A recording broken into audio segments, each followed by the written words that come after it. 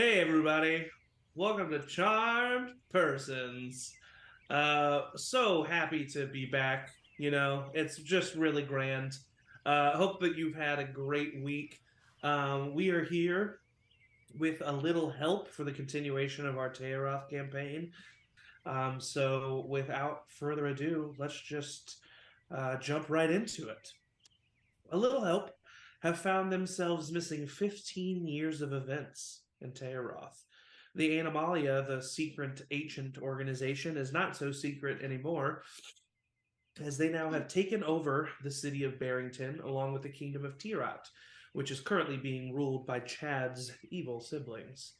However, they were able to collect themselves and then rescue Chad's adopted family, as well as gain all three parts to the scepter of Malar. Finally, after all of this time, they had the complete set. Upon leaving the city of Barrington, our party discovered a full on siege beginning between the Empire Bayhoff and the Tarachian controlled Barrington. But they were able to escape into the Illigen wilds and begin their trek to the wood elven city of Livvariia. Our party made their way to the city and were greeted by a grown up Warren riding atop a newly armored baddie. They even met Baddie's new offspring, which was appropriately named Bo by Maewyn. But not before coming across a magical cat and a mage named Ray. All of this started to make sense as the party were reunited with the Pentwee family. It turns out that the magical cat was a friend of Will Marie's who had come to save you, Pentwee. Her name was Kelfie Tiernbrix, and she was accompanied by an old paladin named Atticus Varcona. It was eventually revealed that Will Marie's given name was Thalia Ganondel, and that Ray's actual surname was Dusor, a distant descendant of Benjamin Dusor and Avra Bell. A little help spoke with these newcomers and discovered that they were actually the founders of the Palladium Planopticon long ago, and that they were currently dealing with threats of their own in their home continent of Erubrian. So much lore and information was being discovered that it was a lot for our party to take in, and therefore drinks, food, and sex were sought by many. Yeah. Here's where we left off. Cuinn Silverstep reunited with Sydney Fernbloom. Morton got severely drunk and then passed out. And was eventually taken care of by a sobered up Edmund, because Edmund had just been told that by Chad that feelings were still on the table, but Edmund also had gained feelings for Maewyn, but didn't know if Maewyn felt the same way. Oh God. Oh, the drama. Maewyn spent time with Batty and Bo. Flint shot his shot with Will Marie, but was denied. And Rosie, having just trusted you Pentwee with Kelfie, sought comfort with her wife Gil Marie, but then decided to confess her darker past afterward.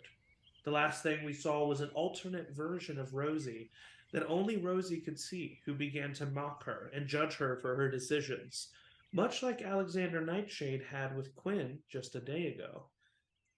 And that, Rosie, is the last thing that you remember, as all of a sudden you find yourself waking in the newborn sun. Um, Last night's events reeling in your mind.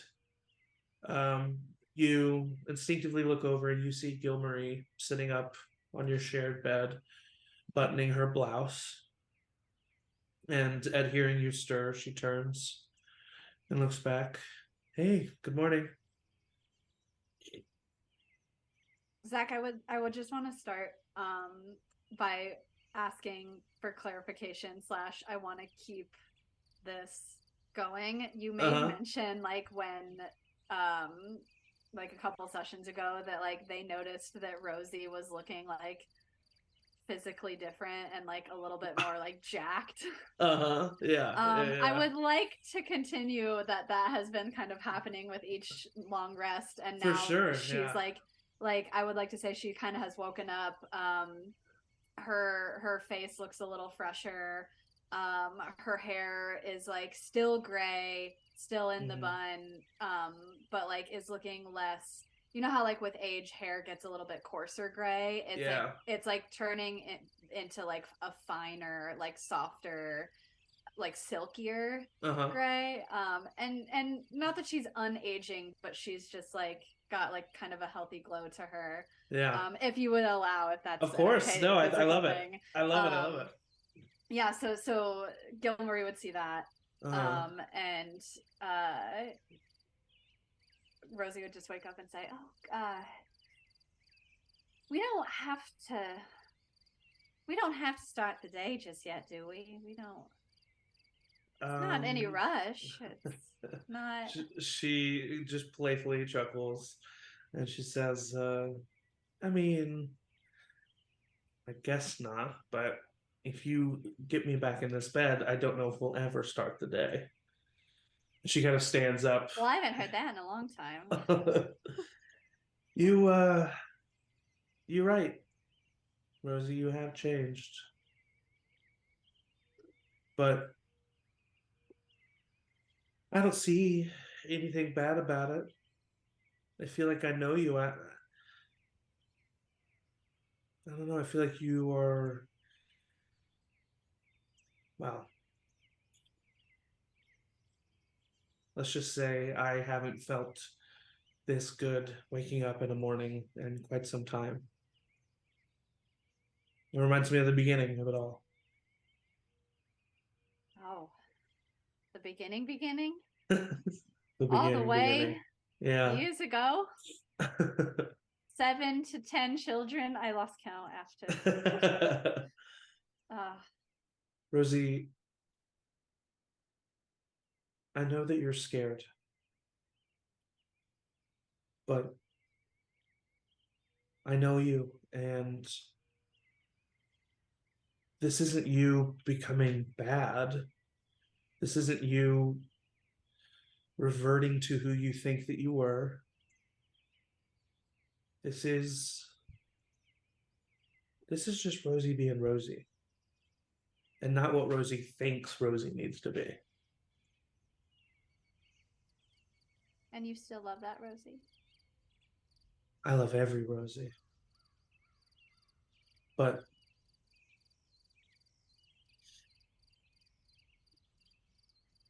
what I love the most is your ability to be able to embrace who you are. And Rosie, you're not going to hurt me.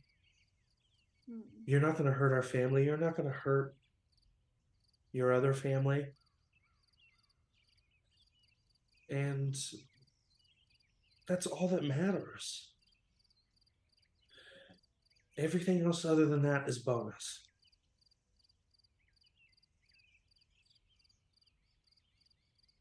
Wow. 15 years looks great on you.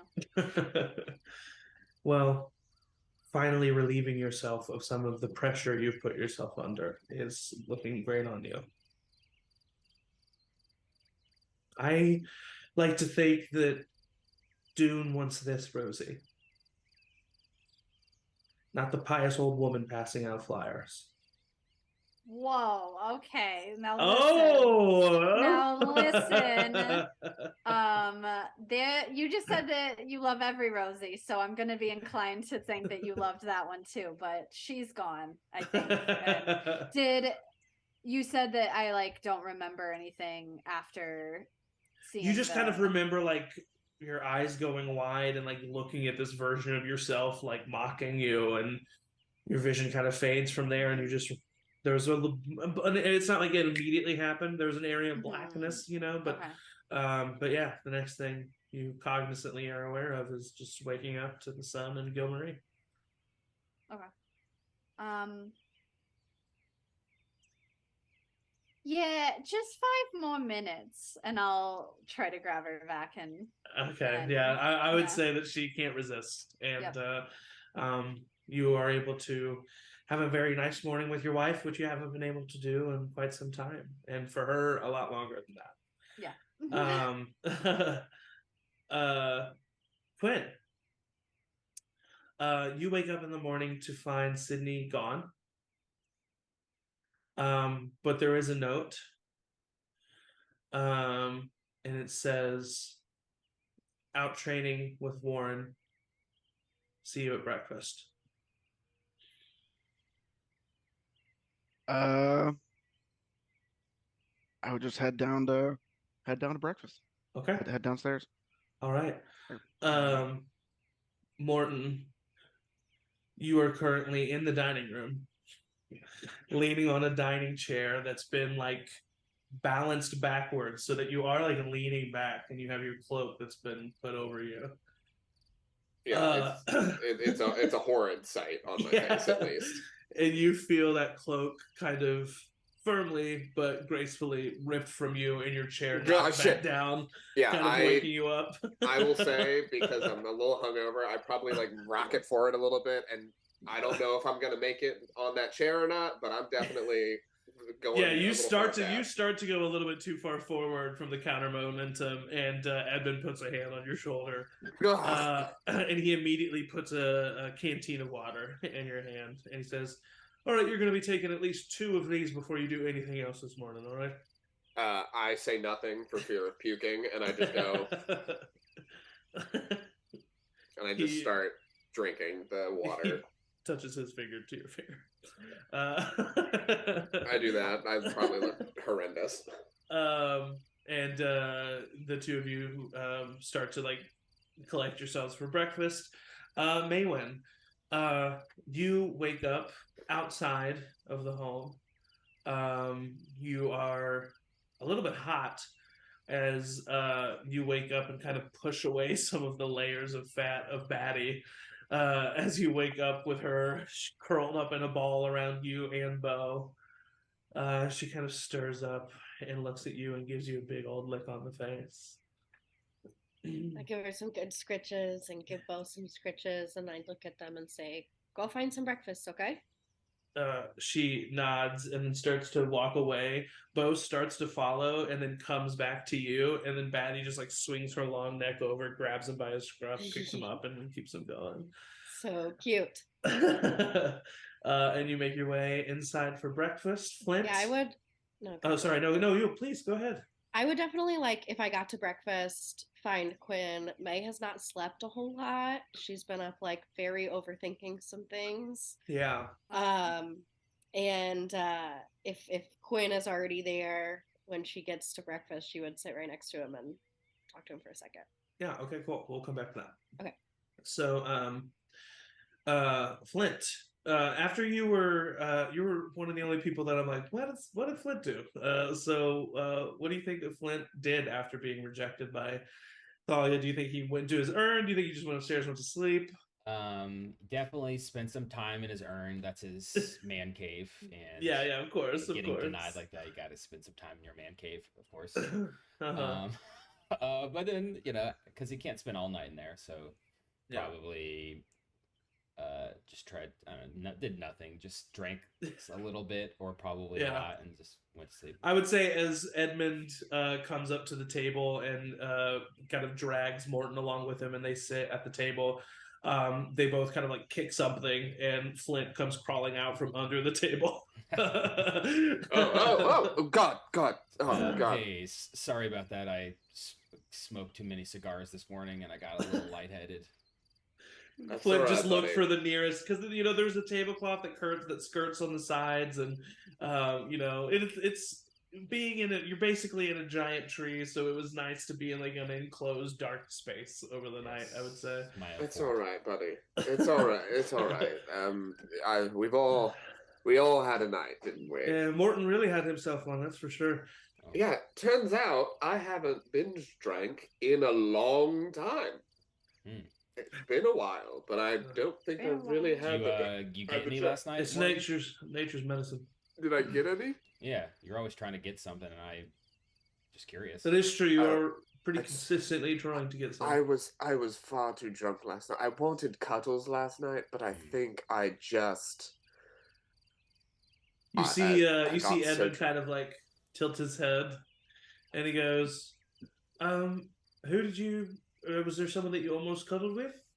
Oh, well, and I sit there and I like get a headache trying to remember real quick. Yeah. And I go, I think I talked to Chad, but Chad was busy, and then Chad was like, Oh yeah. Is this a sore subject? And I'm looking around for Chad's sister. Okay. Well, as you say that, we will cut to upstairs in the house. As Chad, you are currently you knocked on the door, and Lara opens it. As you are checking in on your family, your sister kind of gives you a hug, and then goes over to the bed and sits down, starts pulling her boots back up. Your mother and father are in here. Your father is laying down in his bed. Your mother is fully dressed and awake and is sitting on the edge of the bed, and is kind of like stroking his hair and holding his hand. And she looks over and she says, "Oh, Chad, hi. Hi, Hey, good morning. morning. How's he doing? Um, he's weak. He's weak." And he kind of, your dad looks over at you. I'm all right. I'm all right. I'm all right. Well, I'm just tired. yeah. I mean, feel I can bring you like a to-go plate. If you just wanna get some extra rest this morning, I'll go grab. I mean, all both of you, mom and dad. I'll grab you some breakfast and bring it back. I I wouldn't mind. Thank you, son. Yeah. And of then course. Lena, your mom, looks over at you and she says, "Thank you, honey. That's very sweet of you. Thank you." Yeah, of course. Please get as much rest as you can, and Yes. I'll get some Yeah.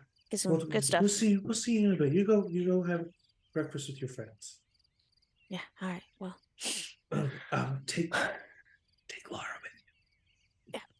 Laura, with Laura, let's Laura kind of, she stands up and she's stretching, and she walks out of the room.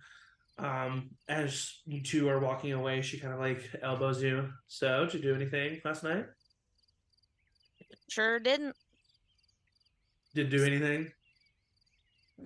No, and this is still a new conversation that I know. That's why I asked. I think it's funny. did you? I mean, I assume not, but I don't know if I actually want to know. I didn't ask that. So never mind. Did not ask Okay, if you did anyone. First of all, ew. Second of all, I was in a bedroom with our malnourished and That's fair. Well, yeah, you could have gotten somewhere else, but yeah, yep. Okay, well, you've made I'm this worse I'm than it started sorry. out I as. don't know And how to do she this, keeps man. I walking. thought I had like at least 10 more years before I had to have any conversation like this with you. Well, I'm sorry, Chad, but you missed out, and that's not your fault, Yeah, and I know yeah. that. But like, I'm also not gonna like change who I am all of a Of sudden. course. And I wouldn't want you to. I'm But I get gonna it. make it awkward for at least the first couple conversations. I'm gonna try really hard Yeah. not to. So my first kiss was with she really starts And Chad's just like, she's just loving it. She's loving it. And the two of you walk down just as Morton's kind of asking for your Chad's sister. You look over, you see Chad and his sister walking down. But before we can have that conversation, Cuinn is over at the buffet that has been set up in this house because there's so many fucking people here. So there's just like some staff that has thrown together a bunch of food. So Cuinn is They haven't going make down your the... own. They haven't make your own omelet station, mate. Did you see that? Ooh, that's I haven't want had the one of those in a waffles. while. I know. Yeah. Yeah. Mushrooms and olives. Same. Of course, yeah. And yeah, you have, as you're kind of going down this buffet line, you have a private moment with Cuinn. Hey, can I ask your advice on something? And you gotta be totally objective. Just totally objective advice. Brother to sister. I'm completely impartial. Yeah. Okay. So I'm not very good at like catching on to like vibes and like sign. Like that's not my strength. With people, with animals, you're great. Right, yeah, with people specifically, yeah. So last night I was talking to someone, let's call them Edward, and and he said something like It's like that's not the only beautiful thing I see, or something. Like that wasn't about me, right? That'd be crazy. Yeah, 100% it was about you. Yeah. What? Absolutely, without a doubt. Yeah. No, he was hitting on you hard. Oh, Cuinn, I blew it. I think I blew it. Totally blew it. I mean, I don't think you blew it. I mean, there's well, because you then he just was over struck talking out, to but Chad. there's a next at bat. You gotta get back in the game. But how am I supposed to compete with Chad? Have you seen Chad? Oh well. I mean, nobody can compete. That's what I'm saying. Sorry. You want me to be completely impartial? No, I appreciate it. I do. All right. Well, that sucks. No. If do you want Edward? Edward, was it? I mean, yeah, I think so. Well, if you want it, then go get it. How? How do I do that? Oh well, if you're asking me how to seduce Edward, is that what you're asking? Is that what you're asking me? Yeah. I mean, I usually just go for a 6 saxophone solo, and then they come running. Is my move. Cool. Can you do that? I know you got that horn. Maybe I know Edmund. Yeah. Yeah. Maybe not my strong suit. Okay, well then that's kind of where my expertise is. Okay. I don't just be yourself. If he's not an idiot, he's just be who you are. Okay. Thanks, Cuinn. And I'll give you some background music. Oh, thank you. I'll let you know when. That actually might help a lot. That would make me feel a lot better about it. Yeah, no, just give me the cue. Okay. When you receive a firm slap on the ass as you turn around, and as soon as you turn around, you are kissed right on the lips by Sydney, who then looks over your shoulder at you, Maewyn, and says, "Hey, good morning." Oh, hey, Sydney. Did you guys have a good? No, I don't want to know that, and I just walk away and sit down. It was great. Warren catches up with you, Maewyn, and it's like, oh my god, she would not stop talking about it. Honestly, well, we could barely get through our drills. It's been a long time coming. Oh, really? Yeah. Cool. Yeah. So, what's your deal? Just having some breakfast. Yeah. What's your deal? I got 15 years older, so. That you did. I'm older How old than are you now? Now, technically. That's weird.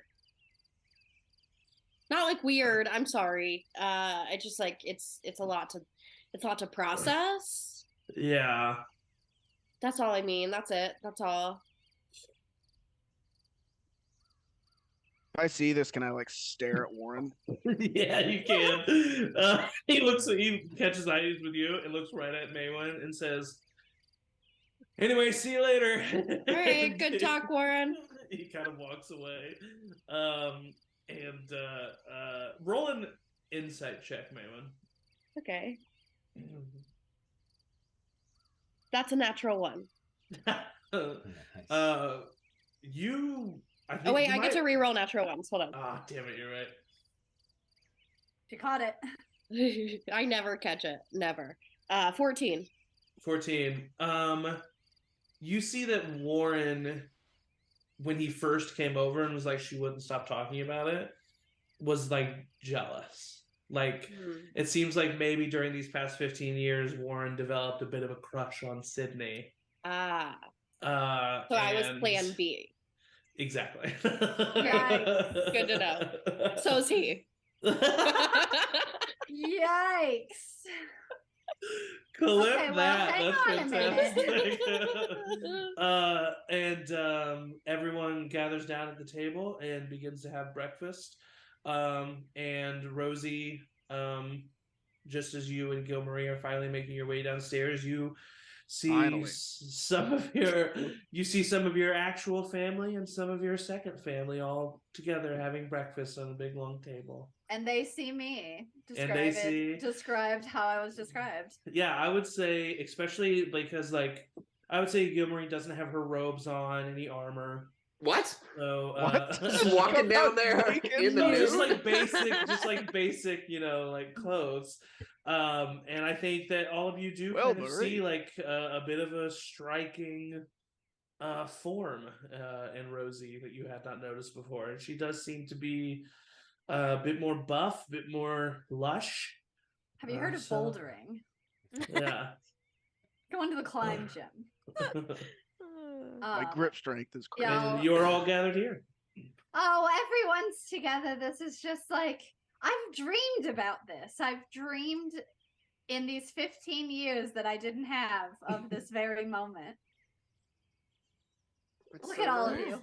Look at all of you. I would love to not be so hungover for it. Does anyone have anything for that? Anyone? Here you go. I'll hand you a bottle of booze. I grab it. Evan takes it out of your hand and puts a canteen of water on it. Thank you. I didn't know.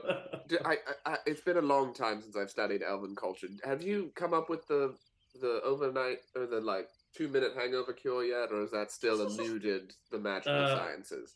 Gilmarie just kind of looks at you and tilts her head and says, unfortunately, not for humans, yeah. Yeah, well, that's all right. Nothing a good cup of coffee and water, and I just I'm still talking a little bit as I start drinking it. So just dribbles a little bit. Oh, sorry, how embarrassing. How was everyone's night? I look around the table knowing good question. In the room fucked. Everyone's night? Edmund avoids eye contact with both Maewyn and Chad pointedly. Chad very much noticed Edmund and Morton being chummy and sorry, what? I would believe that he told me something. I don't know what exactly he told me, but I know. Roll an insight check. I'm going to say disadvantage because you're hungover. The thing I'm famously good at with a -1. He didn't say anything in particular. But... Oh, damn it. If I roll lower than this, I'm going to be so sad. Oh, not too much lower. 13. I rolled an 18 at first. Nice. With a 13, I will say you do see that he was a little... he got a little nervous when you mentioned the fact that the person you almost cuddled with was Chad. Yeah. I put my hand on his shoulder at some point, but probably not in this conversation, but definitely earlier, was just like, you'll get there, man. And trust me, he's worth it.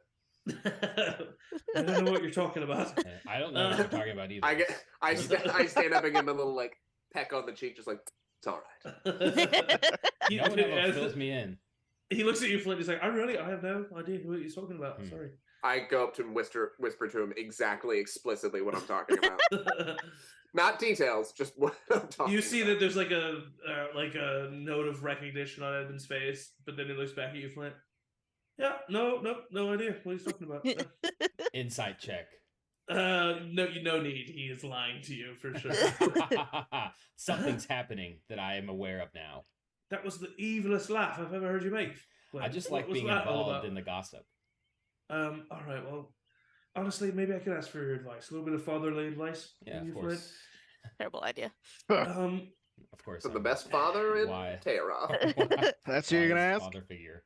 I feel like there's a potential for two people to have maybe potential feelings for me, right? Okay.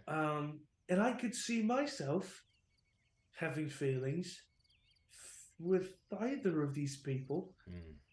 And I thought about it all night, and I think I know what I'm going to do, but what would you do? I would sit in the corner. Right. Have you thought about a three-way tryst before? Is that three-way who are these tryst? Two people?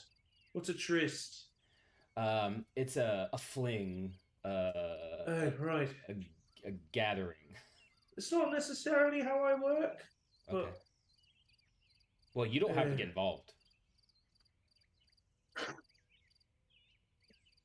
All right, you've lost me there. I'm a bit confused. Well, I would say I don't know who these two people are, and I'm sure they're great people. I look around. Right. look around Right. the room. But Right. if you have feelings for both of them, just get it out in the open. There's no use hiding your feelings down below and hoping that they can talk to you. Just say it to them, I say. Right. You know what? I was thinking of doing something similar, so I think that you might have just cemented what I'm going to do. So, thank you for that. Hey, no problem. Just remember that I gave you this advice when you get married. Oh boy. Thalia, aka Wilmarie, she does.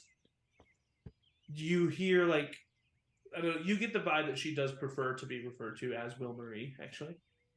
And she comes down, and she looks over at everyone as you're all having dinner or breakfast, and she kind of stands up and says, "Everyone, I wanted to take a moment to speak on recent events.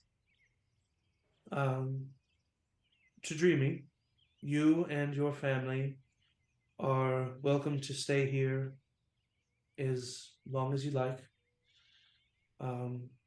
You can stay here in our home, and we will make sure you are as taken care of as possible. We know that human culture is different from ours, especially here in Livvariia, but we will do everything we can to make sure that you are taken care of.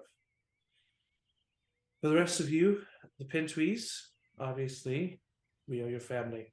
This is your home. Any of the Pentwee name can stay here as well. Regarding a little help, you are protectors and saviors of people that I care about and love. This is your home if needed as well. So, you can stay here as long as you like, recuperating. But I will ask that if what you are saying is true, you use the gifts that have been given to you to do what you can. Livvariia has kept itself away from the world for so long because we know of its destruction and the capability that the outside world has for violence. It is going to be dangerous out there. And if there's anything that you can do to stop it, then I just do want to encourage that. That being said, I spoke with one of your members last night. I know that Gorehold is a potential location where you might want to go. This is something I might be able to procure. The city of Livvariia is open for you to use in that way, if I can have it approved, of course, by the mage. But I also know that I overheard something of an interest in Mylakai. Is that true? Maewyn throws up her hand. Yeah. What? I all I heard was the name. Who did we hear about this from? Kyvor, actually. In the book that you found in the tomb, you stabbed it with the Shade's Palladium Planopticon dagger, and more material came to use for you. And you learned about the fact that two evil deities perhaps have already returned to the world of Tayaroth. Their names are Talos, the god of storms, because there was an eruption at Mount Wovra. Umberlee, the goddess of the sea. There was mysterious activity in the Abyssal Eye, and they think that could be because of her returning. But you also found in that book that there were some tombs of other gods that could be of use to you. which was a tomb of Mistra in Old Gora, and a tomb of Saloon in the Wanla Isles. And you also heard that there's an artifact that, once held by the Chosen of Malachi, could potentially bring back Malachi herself. And that was in the city of Livvariian, which is where you are now. And there's something else I was going to say. What was it? We level up. You don't level up. Level up twice. Nope. You'll go down a level. 3 times. Oh, no. I didn't even use evasion yet.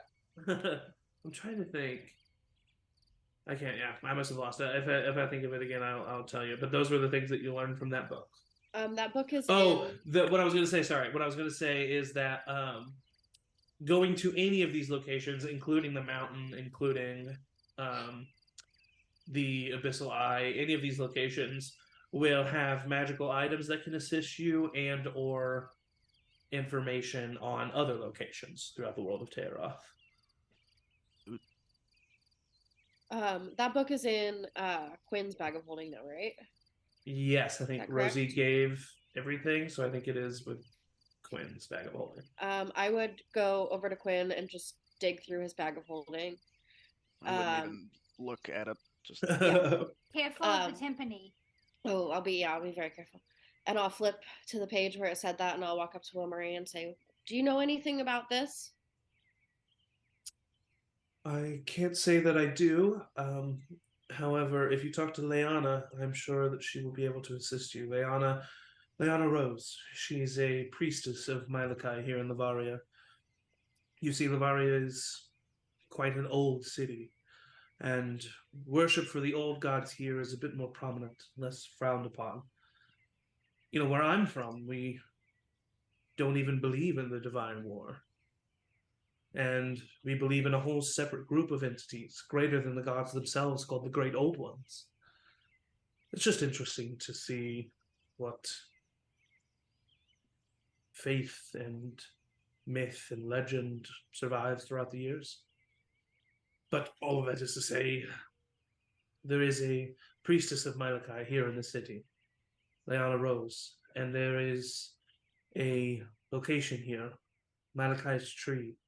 It's what the city of Livvariian is built around. It's the largest tree in all of Tayaroth. It's a magical, colossal entity. Where is that? It's in the town center, but the tree is just a tree in and of itself. Leanna would be the one that would be able to tell you specifically what you need to do. Well, I'll kind of look at everybody else and say, I know we have other things that we need to do, but I would really like to look into that. That would be great. I also would have something to do in addition to doing that. I've got a couple cursed items that are in my possession, and I would love to have those curses removed. Is there someone in town that can? Yes, do that? You could speak with the mage. He's one of the triumvirate that run the city of Livvariian. Braze Silent. He would be able to help you with this, if anyone. Does he make a good short rib? Braze what? Braze.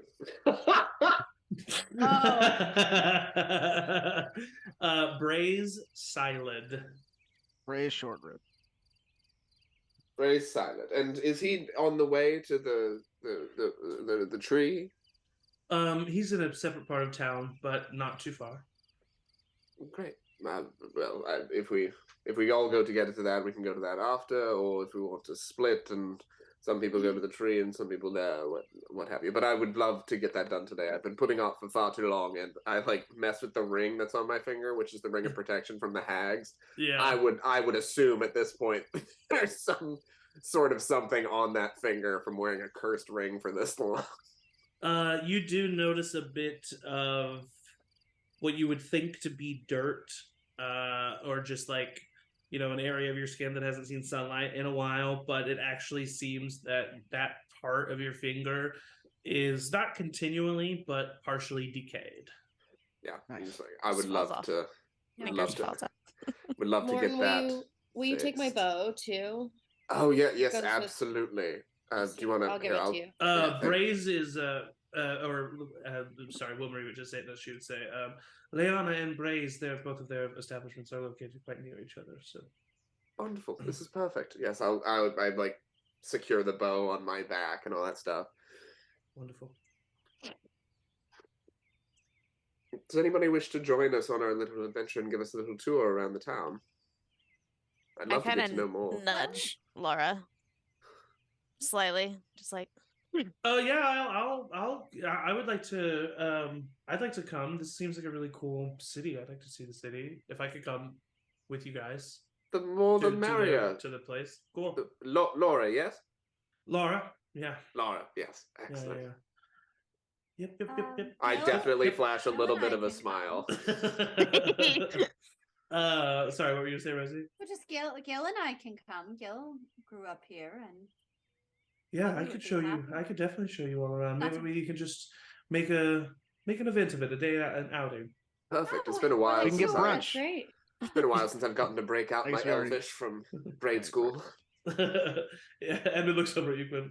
I'm not really hungry right now. We got breakfast, brunch, lunch. We gotta hit all right. 3. Oh, okay, of course. So is everybody going? I Flint? would catch up. I want to talk to my parents and bring them food first, and then so I would just say like I'd catch up. I won't be far behind. Edmund actually kind of like stops you and says, "I'll wait for you. I'll wait for Chad. We'll join. We'll join up with y'all. I'd like to talk to you if possible." Do I see this? Yeah. Okay, see you later. Yeah. I wink directly at Edmund and I just go, Well, no, actually, Maewyn, I was wondering if, while I'm waiting for Chad, if I could talk to you. Yeah, sure. Right. Wonderful. I look See at you all Flint. there. I look at Flint as we leave, realizing what's happening in this moment, that it's a love triangle, and just go, as we walk out. I whisper to Morton, I think Edmund has a little bit of a crush. Tell me everything as we walk out. I think it's Tell with me Laura. everything. Huh? I think it's with Laura, but I could be wrong. Interesting. It's just gotten complicated. I'm just spreading misinformation in an already complicated scenario. May, do you want me to stick around or? It's just a brief conversation. Sorry. Yeah, I'll catch up. I'll catch up. All right, yeah, just catch up, and if I can somehow inspire her. through that. Sure. Wink at Of her. course. Yeah, I'll allow that. Edmund comes up to talk to you, Maewyn. And as Chad grabs food and runs upstairs, and Edmund says, "Hi, Maewyn. I'm sorry to just kind of put you on the spot here. No, that's okay. How are you? I'm doing all right. Yeah. Listen, I didn't make it very clear last night, but I think I've kind of developed feelings for you. Yeah, I kind of thought I was crazy, but Quinn said he thought so too, and I'm sorry. I'm pretty bad at this kind of thing. No, it's not your fault. It's not your fault at all, Maewyn. You're great. But No, not a but. But he kind of sighs. I've also found myself having feelings for Chad. yeah, it's As okay. well? I'd choose Chad too. It's okay. No, Maewyn, that's not what I'm Oh. doing. I think that I've been through a lot recently. And I was treated kind of poorly by everyone when I first joined back with y'all, and that was completely understandable. And you were just so nice to me, and that meant so much to me. And then I realized how much Chad's trust also means to me, and hurting either one of you would destroy me. You both mean a lot to me, and I kind of think that maybe I should just kind of, I don't know, make sure that I'm okay. And I don't know, I'd like to get to know you more still.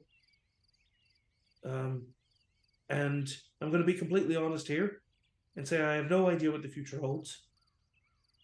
But for now, I'd like to think of you as more than just the person who was nice to me. I'd like you to be my friend.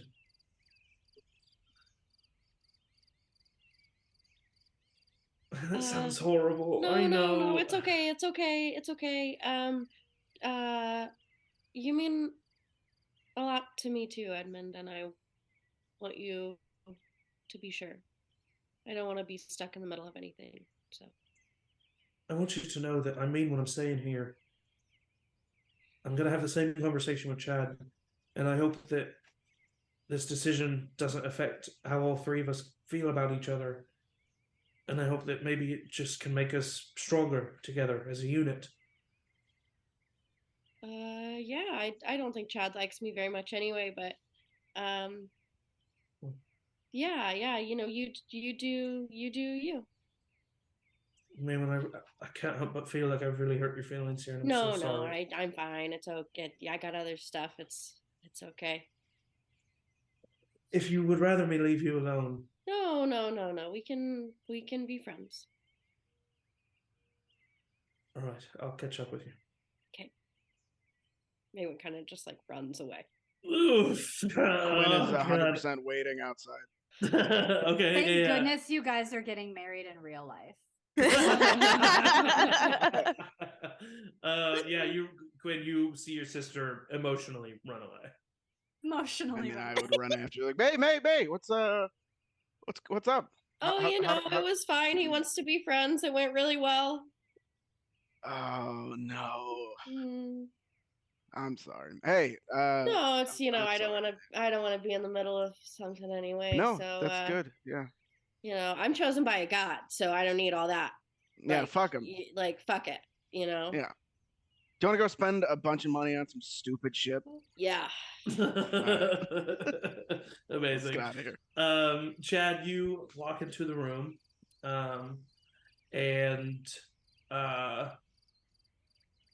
your mom is leaning over the bed, and she's on her knees by the bed, and her head is next to your dad. She's holding onto his hand, and you just see her slightly sobbing. Fuck. I come in with like heaping plates, and like as I come in, I'm just like, well, I might have gotten too much, but I hope this. You see her look up at you with just tears in her eyes.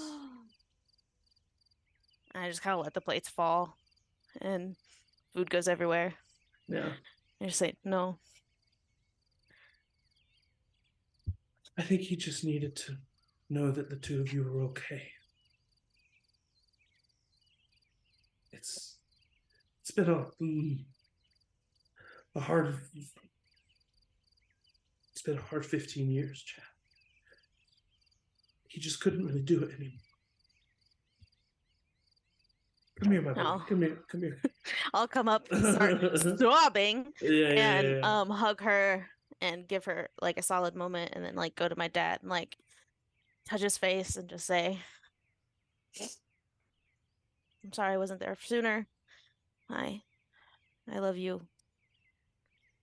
We're good, and I'm just really sorry. Your mom the whole time just has her hand on your shoulders, and when you're done, she kind of brings you back in, and she says, "This is for the best, honey. He was in so much pain. He was so tired." Yeah. Look, I gotta go get Laura. And I look at the food and like, and I have to get you more food. So No, hey, I will get my own food. And I need you to do something for me. just, I don't care if it's 10 minutes. I don't care if it's an hour. But just go let Laura have a little bit of fun before she comes back. It's the least she deserves. Yeah. And you notice like there's a strength in your mom here that you see, but also a little bit of shame. And that little bit of shame you can see is felt because there's an obvious sense of relief to her as well. She feels as if she's like, it looks as if she's taking a deep breath for the first time in a while. And she just kind of puts her hand on your face. I'll take care of this.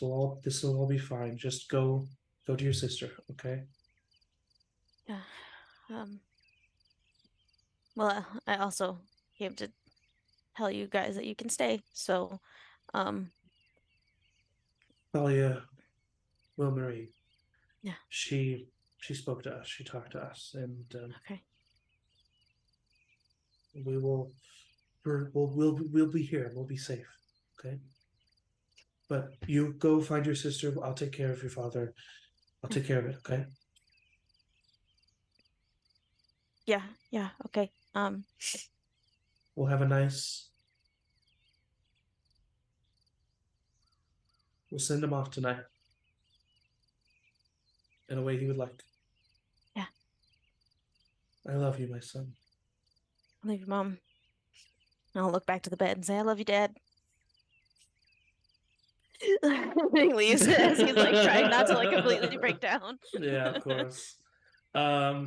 As you come rushing back great. the stairs, So good. you see Edmund waiting for you. And he says, hey, Chad, how you doing? I'm like wiping away snot and tears. What's wrong? What happened? Is everything all right? No, my dad died, so. Is he? Should we go? Should I go? Should I try to get Rosie? Is it? No, it's. Oh, Chad, and he just kind of goes into hug you, unless you stop him. Yeah, I just sob into his shoulder. Yeah. He rubs your back and hugs you for a moment, and then pushes you away gently, still holding onto your shoulders. What can I do? Is there anything that I can do? I need to tell Laura, but I want to. My mom and I both want her to at least have an afternoon of, I don't know, enjoyment before I guess she knows. I kind of feel bad keeping it from her, but I understand where your mom's coming from. Chad, I'm just so sorry. I really am. I'm so sorry. Yeah, thank you. I know you wanted to talk, and I don't know which way you were gonna say, but maybe. I don't think now's the time. Yeah, really. I would appreciate it not. No. Being now, so. The only thing I'll say is, it still holds true what I said last night. No matter what, I've got your back, Chad. Yeah. All right. Yeah. I think I really need to punch or stab some things, so I'm gonna say. Right, let's go find an asshole. Yeah, great. Let's do that, and then we'll find everybody else. Yeah, right. So everybody runs off to catch up with the group who's heading their way. What's the first stop that the group makes? What did you say that it was at Leanna? Or Leanna. What does she do? Leanna Rose, she's just a priestess of Malachi. She has a home in the town. She doesn't really have, I think I said shop earlier, but he has a shop. She doesn't really, she has just a home. Cool. Yeah. I would go there with Maewyn. If she Yeah. Are we all going Yeah. to same places at the same time, or are you splitting up? I feel like it's safe here, which is Angie Yeah. being skeptical, but Rosie would generally think that it's safe to. Yeah. Certainly safer than an active war zone. Yeah. And yeah. a house of known thieves Yeah. with assassins in the basement. We just have to walk. Is all we have to do. Just walk. Just Just walk. don't talk to anybody. Just Yeah. walk. I like. Don't get me wrong. I love it here, and it's great, and it's beautiful, and the elves are just so cool and everything. But also, like, and I don't mind going to do some errands while we're here. But also, I kind of would like to go to Gorehold like as quickly as possible. Oh yeah, we can do that. This Yeah. shouldn't take long. Yeah, Miss Is there Mistra. something there that you're looking for? What was there? My whole life.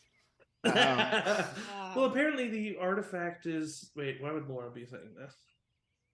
Gilmary's saying this. Which The NPC NPCs can deliver knows. this Yeah. tasty little nugget? Well, according to what Maewyn showed us, the artifact of Malachi is here in the city, so we should be able to get it and go. Well, I'm not going anywhere, but she kind of looks at Rosie, realizing that haven't really had that conversation, but she just gives you her hand to squeeze. We could split up to make it a little bit faster. I mean, not everybody has to come with me. I mean, I feel like we Alright. should all be together to get some sort of artifact here because probably run into something. Oh, I was gonna go off that way to do the cursed items and then meet Well, you I think all that there. what my mother was saying is that seeing the priestess is not going to be getting the artifact itself, but she'll be able to tell us where the artifact is. So we Okay, get yeah. information, you get curse removal, bada bing, bada boom. And then we'll Meet by that big fountain. meet. Yeah, meet by the big fountain. Over Perfect. there. If I get done first, I'll go straight over to you all. If you We get call done this first. Big Fountain Square. That's Hey. look at that. I'm gonna grab a Perfect. pretzel at the pretzel cart. If does anybody want to join me, Laura? And that's I- called Pretzel Cart. It's called Pretzel Cart Alley. It sounds so beautiful in Elvish. Laura kind of raises her hand and she's like, if it's okay with you, Morton, I think that I'll come and see the cursed items. I think that might be kind of. I'll come with cool. you two too. Certainly, I could use the company, and the more the merrier, Flint. And I definitely just like lean in a little harder on that. So Chad, do you genuinely not go try to catch up with the group right away? Yeah, because I don't think he could be with Laura and not say it, Okay. or at least clearly have something wrong.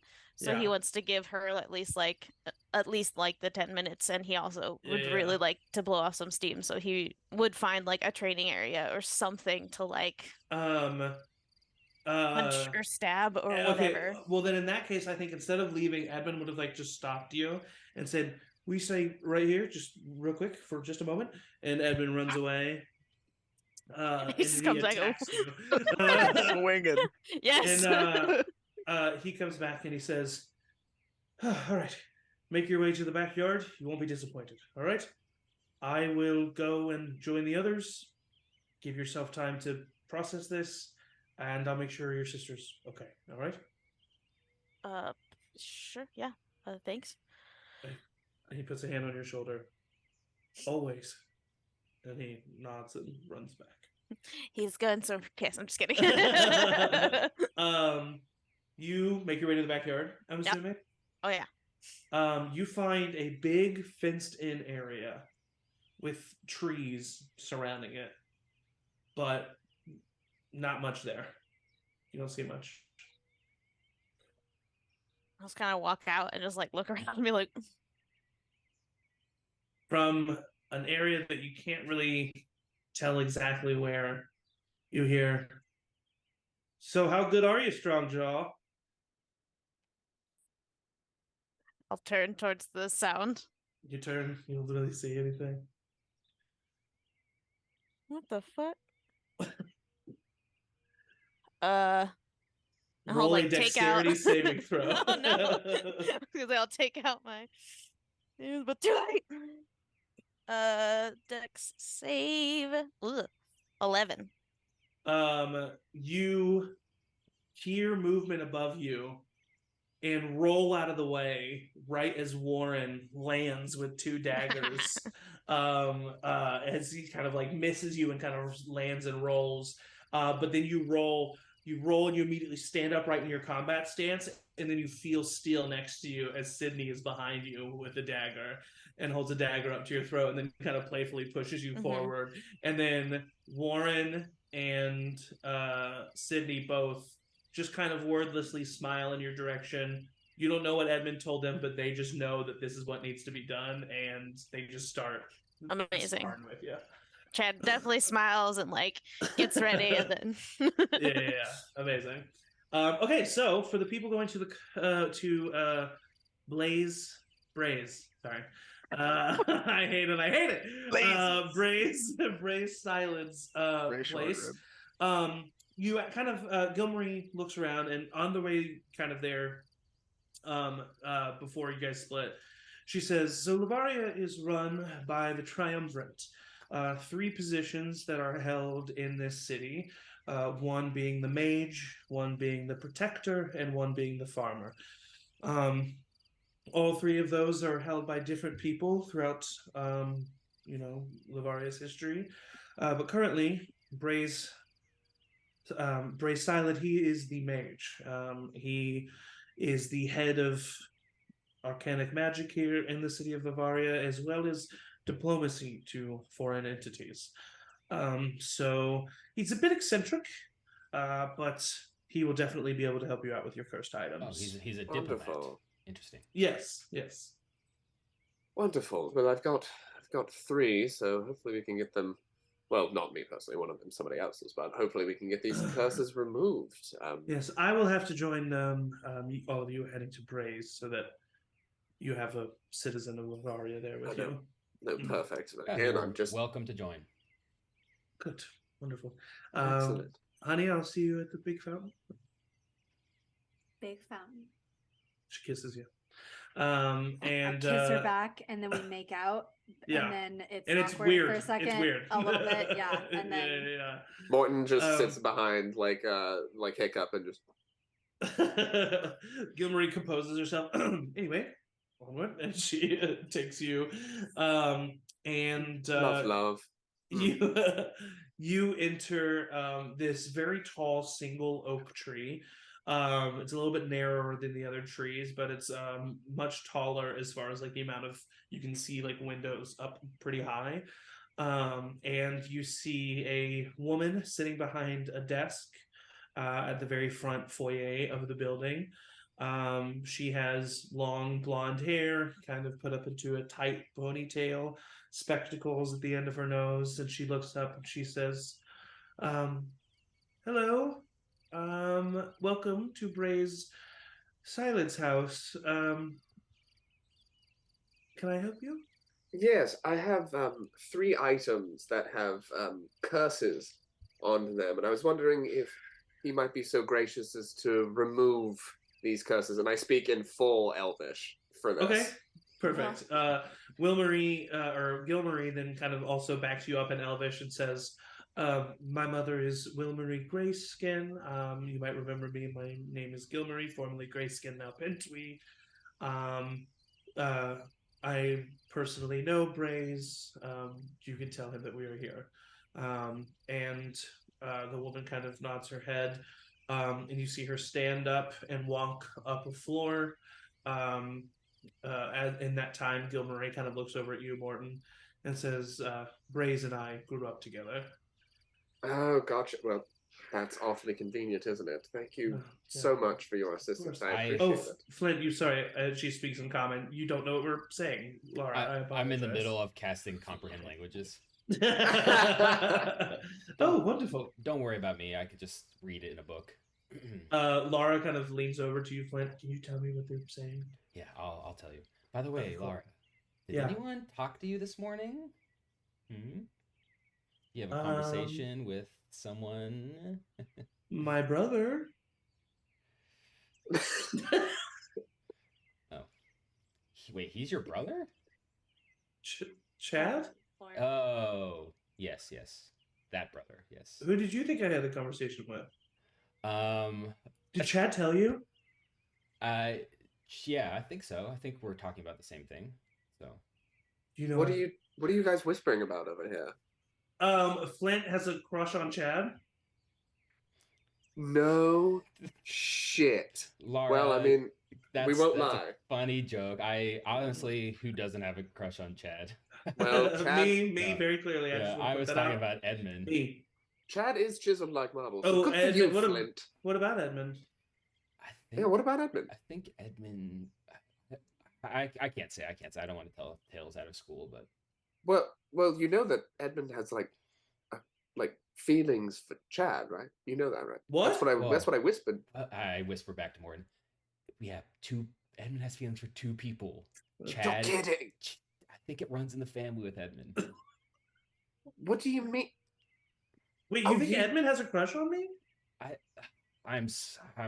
I shouldn't be saying this, but I do 100% believe that. Huh. Oh my god. Well, that's lovely, isn't it? How are you feeling about this, Laura? You hear, oh, well, Gilmarie, what a pleasure to see you. You look over and you see this elvish man, long brown hair that's been kind of greased back.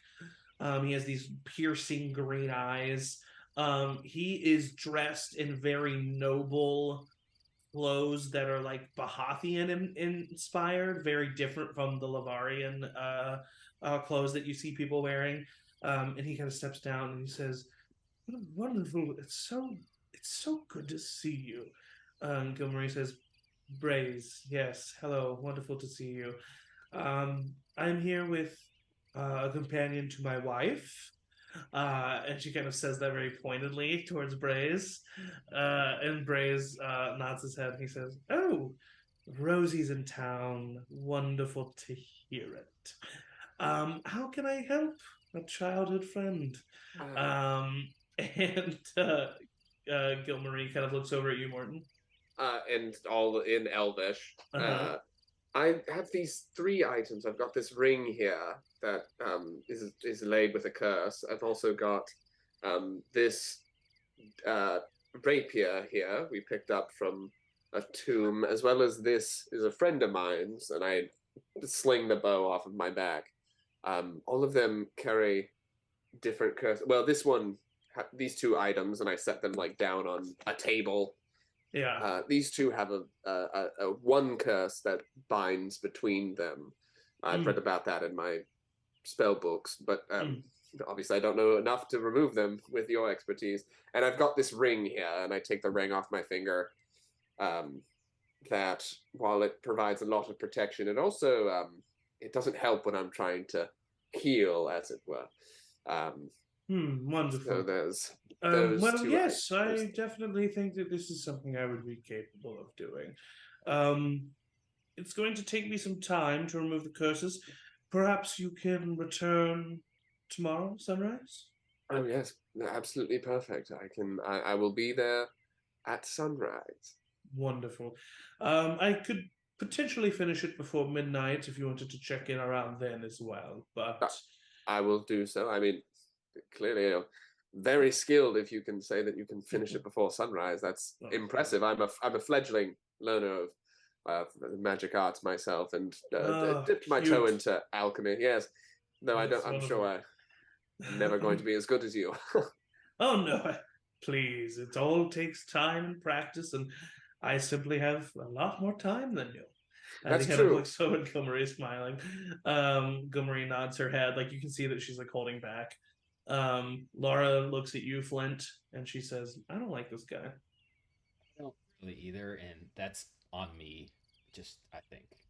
Oh yeah, we should give him a fair chance. Yeah, although he's a diplomat, and I feel like I could really talk to him on that level really well. So maybe. Oh, okay. Give it a shot. Hello. I speak in common. You see him slightly roll his eyes before speaking in common. Yes, hello. Hello, Brace. My name is Flint Boulderbender, and I am an ambassador and a diplomat at Gorahold. It is nice to meet another person of such stature here. Interesting. Are you a friend of Jim's?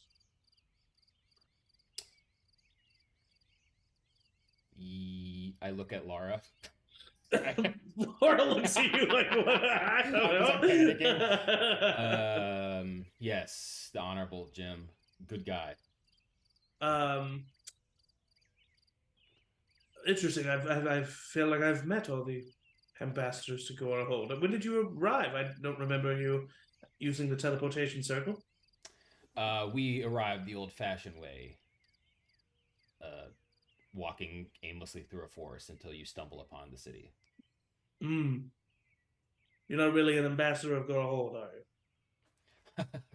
Well, I like to think that my deeds speak for themselves as an ambassadorial role to the greatness that people can achieve from being from Gorahold. Morton cannot help it. He goes, woof. Gilmarie speaks up and she says, Flint Boulderbender may not be a true documented ambassador of Gorahold. However, he is an honorable representative of his city. If you only knew what he has done for Tayaroth so far, you would be showing him a little bit more respect, Braze. And Braze kind of nods his head and says, my apologies. Well, Mr. Boulderbender, should you want to utilize a quicker path to your home next time, let me know. Yes, of course.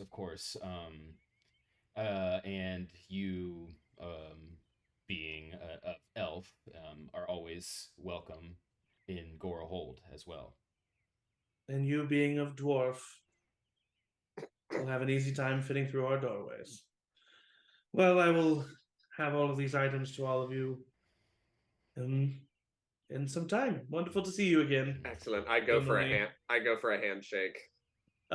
He waves his hand and all of the items kind of like whoosh in the air around him and fall into a satchel that he has. And then he looks at you and very daintily shakes your hand.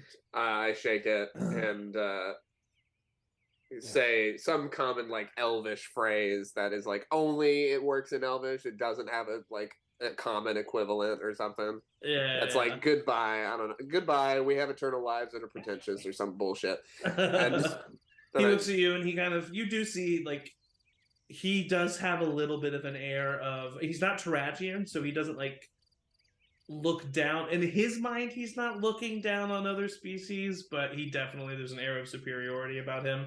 And he kind of nods his head, definitely showing you a little bit more of a like surprised amount of respect.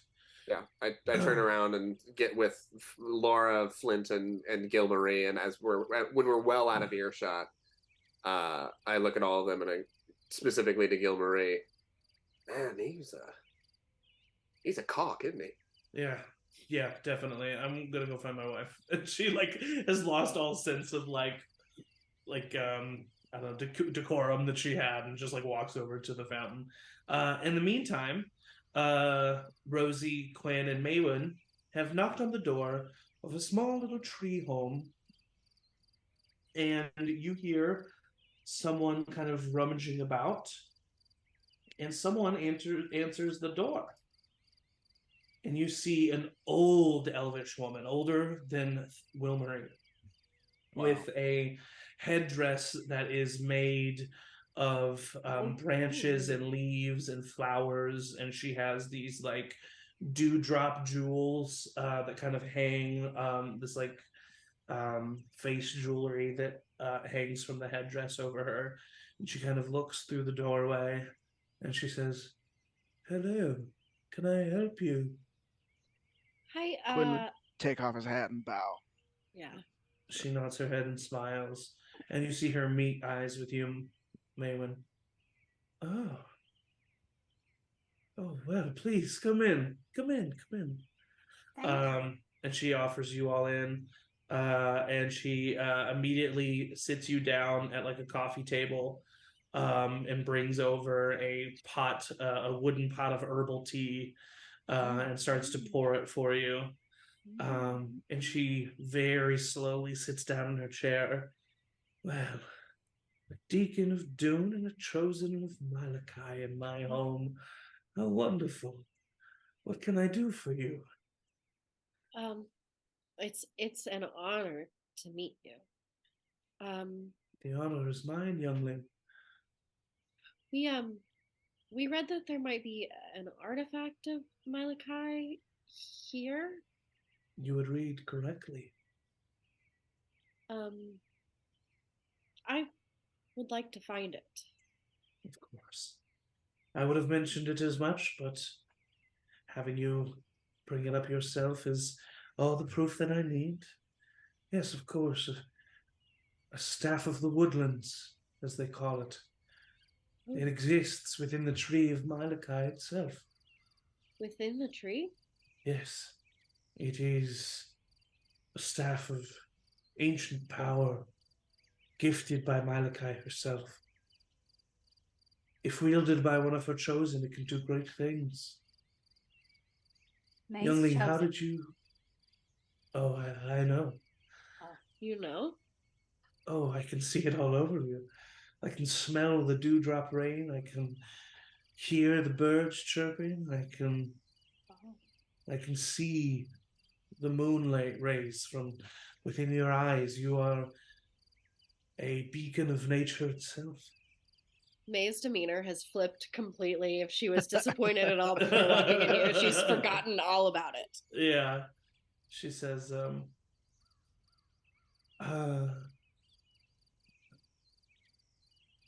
I have been waiting for quite some time. For a long time now, I've thought that maybe Malachi was truly gone. I have not heard her name, her voice, in some time. I sort of communicated with her a while ago. You didn't tell me that, May. I saw a unicorn in the tell me that. forest, and I don't think that I did.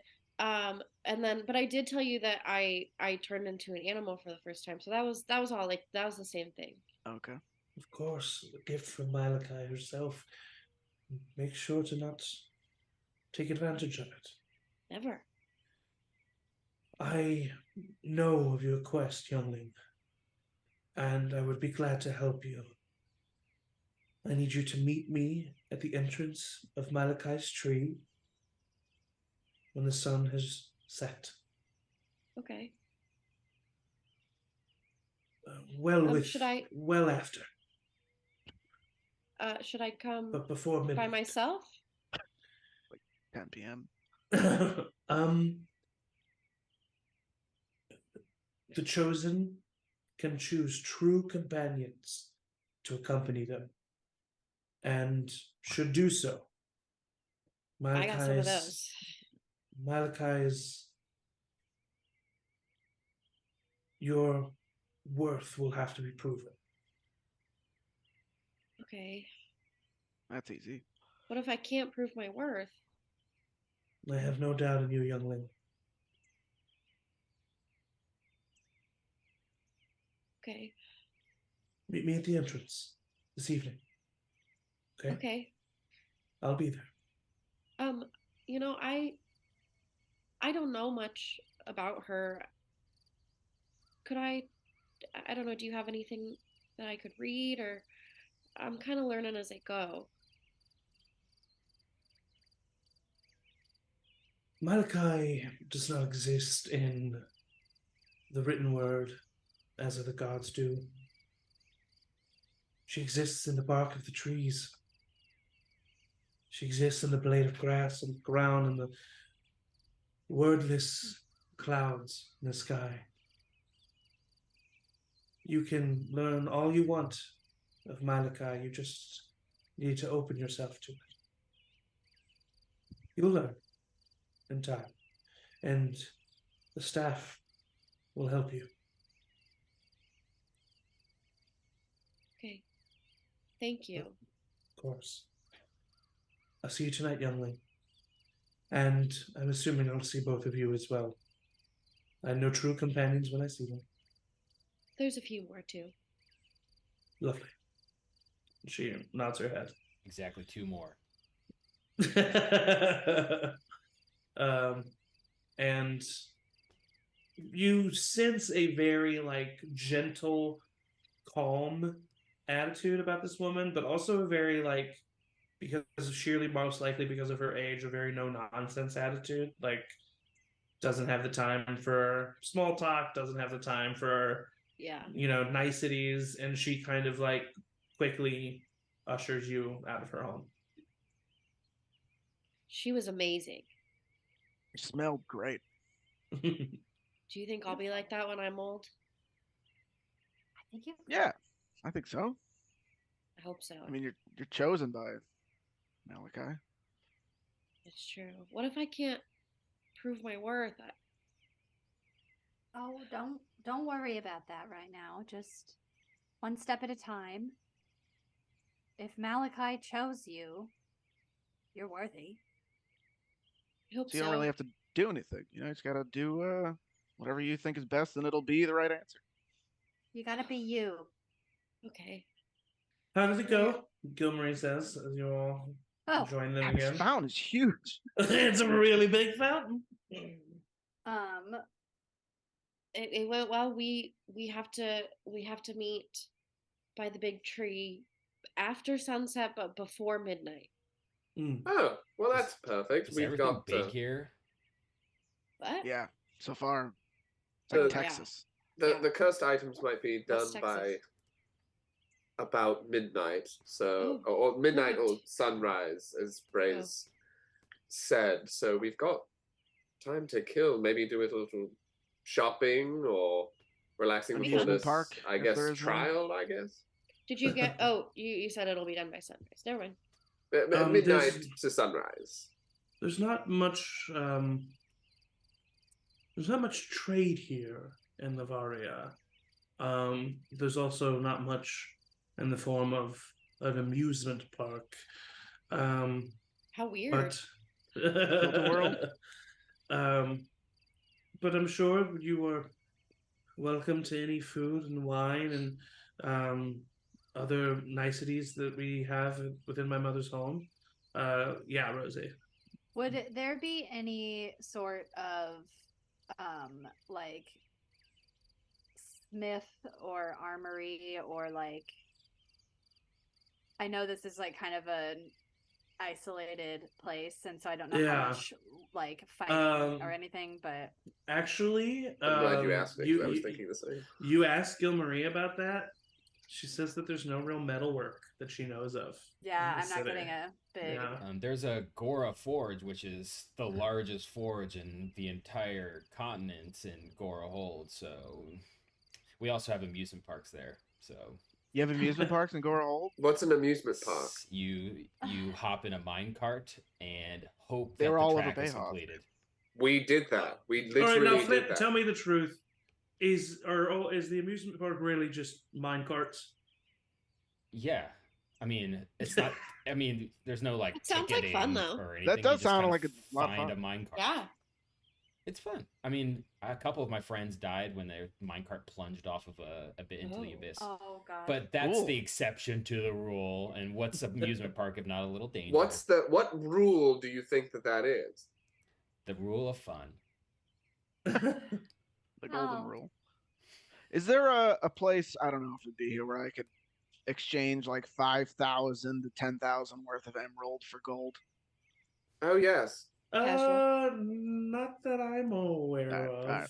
I don't need to do that. Just if I lean over to Cuinn. I know some people. We should probably get rid of that as soon as possible. Right. Yeah. I will say, Launder it.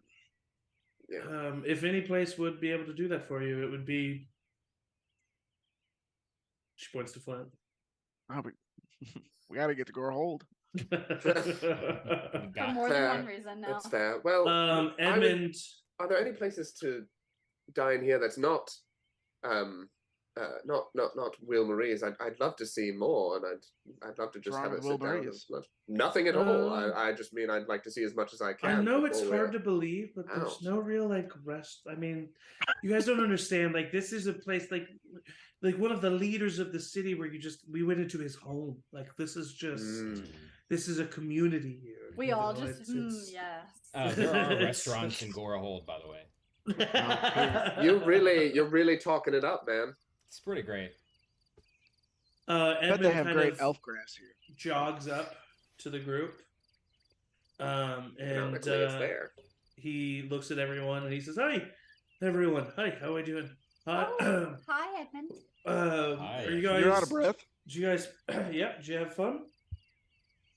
So what? I mean, Yeah. interesting time. We got have some things to do tonight. Yes. Yes. Oh, right. Wonderful. I'm very excited about that. I think we need to get back to the home. I'm Why? sorry. Is something wrong? Immediately, I'm mean mugging. I grab. Everything's completely fine. Everything's fine. Yeah, Rosie and Gilmarie are already on their way. Yeah. Nope. No more home stuff. No more. You see Edmund just like looking over at Laura and then looking at everybody else. I think Chad wanted to speak to us. I've got a pretty low insight, but even that was a bunch of horseshit. What's going on? Laura is very looks at Edmund very confused and sprints. All right. As she does that and goes away, Edmund kind of Chad's father passed away. Oh, Jesus. Oh no. Let's go. Let's go. Yeah. Please, we need to. And he leads the group back. Can Hey, I mage hand trip Edmund? I'm gonna say he's too distracted for you to have to roll anything. He just turns and sorry. I'll walk up oh my God, Edmund, are you okay? And I'll sorry. And just nod my head. He doesn't know who he's apologizing to, but he's just sorry. And he continues going forward.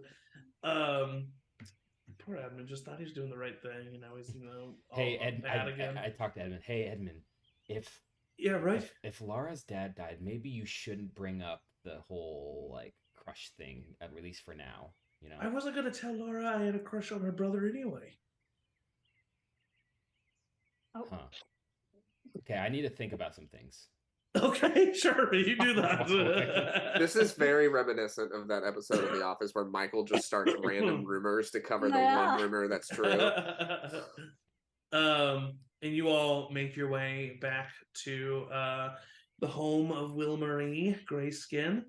And as you do so, Chad, you have just recently stepped inside with Warren and Sydney. All of you are breathing heavily and taking a water break. And as you are doing so, Gilmarie and Rosie, very hurriedly, rush into the room. What's going on? What? They said there was something Mom, happening. it's just water. I'm just drinking water. I don't give a shit about that. Drink. You're 15 years older. What? Somebody said something's happening. Edmund, specifically. I'll exit the house past them, knowing that the others are probably on their way, and I want to catch Laura. Yeah, I mean, before we go upstairs, she kind of she runs into you. What's going on? What's happening? And Chad just starts crying without even knowing what to do with himself. No, and she starts running past you. And I'll follow her up and kind of be I couldn't say anything, but upstairs with her. As everybody else catches up, Rosie, Gilmarie, as they run up, Sydney and Darius look at you, Gilmarie. Darius kind of goes, Warren. Sorry, Warren, not Darius. Warren says, Chad's dad died. Oh, Chad. Yeah.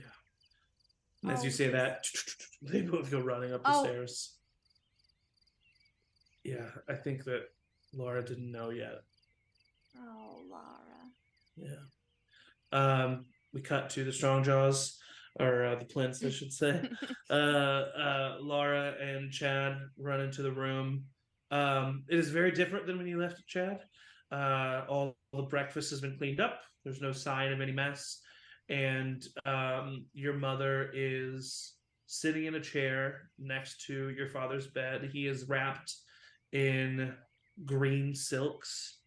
And she's just kind of like rocking back and forth in this chair, humming, and she almost has a smile on her face. And you both walk in, and that smile immediately fades to concern and care.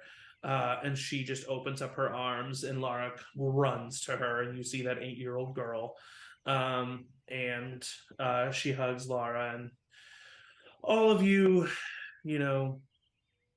have a very solemn but nice moment with each other. I turn to Cuinn, and I kind of whisper in his ear.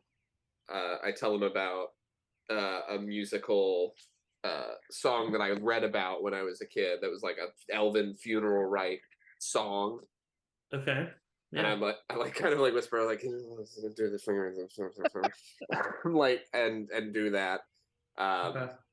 And if he elects to start playing, I'll start like and encouraging as many as I can who are of Elvish origin to do it, just to like start singing this song in Elvish. Yeah. While Cuinn plays, just to kind of like hollow the moment, because Morton feels real bad about that. Yeah.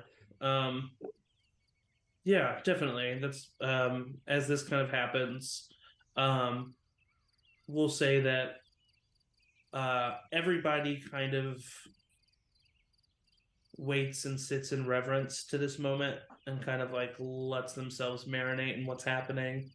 The day mainly passes, and come towards May would at some point slip off and take advantage of being in this place and just sort of like find Baddie and Bo and like meditate in nature for a little bit, give everybody their space, and just like kind of feel connected with the land before everything they have to do tonight.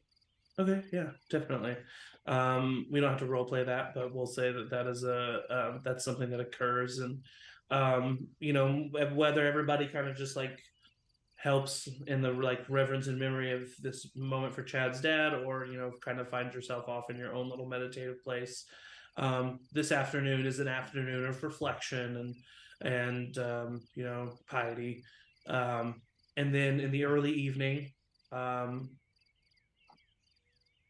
there is a knock on the door of the Flints, and Lena opens it, and Thalia, or Wilmarie and Gilmarie and Rosie, if she would like to join, are dressed in ornamental Livvariian garb, and some other staff come in, and very gently and carefully, the body of Mobius is picked up and put on a ornamental stretcher made of very nice dark stained wood, and curving vines, and he is taken out to the backyard. They have spoken with Lena as far as what she would like to happen, and what Mobius would like to happen. And although it is usually custom for people from the Fallen area to bury their dead, she requests for a pyre for your father, and she says that she wants him to go out as the bright light that he came into this world as. And those who would want to attend are able to attend this nice service. And me personally as the DM, I'm gonna push past that. That is a moment that you all are able to have, and the funeral goes off without a hitch. You can use your imaginations as to what exactly transpires there, but everyone pays their respects. Everyone is there for Chad and Lara and Lena, and Chad can speak for himself, but even Lara and definitely Lena do have a sense of, breathing more deeply and a sense of calm about them throughout this whole situation. There's definitely tears that are shed, but no more sobbing, no more heaving. It is a pleasant experience. And that is where we will go ahead and take a little bio break, and we will pick up just after the sun has fallen, as there's something that the group needs to try to make happen. So, all right. So we will come back. Don't go anywhere. Stand up, stretch, get some water, but stay tuned because we will be right back.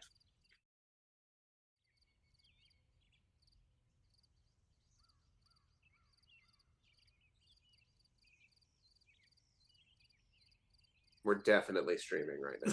Okay, hey guys, it's so good to see you again. Welcome back. Last we left off.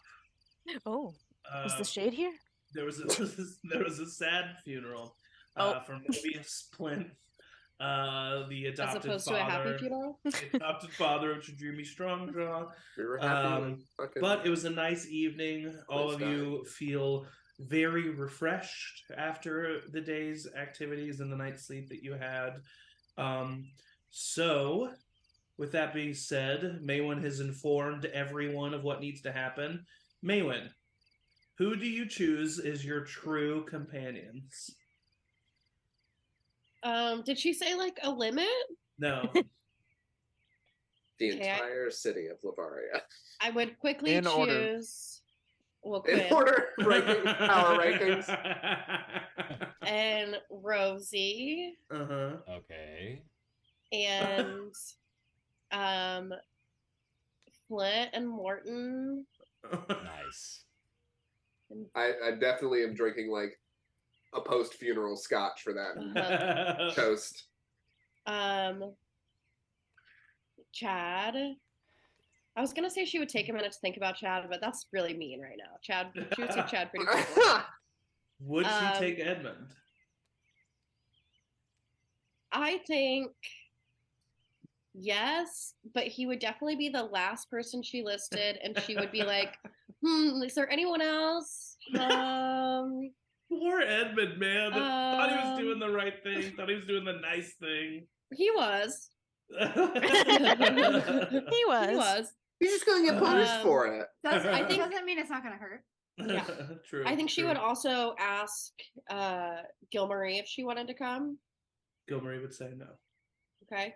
Okay.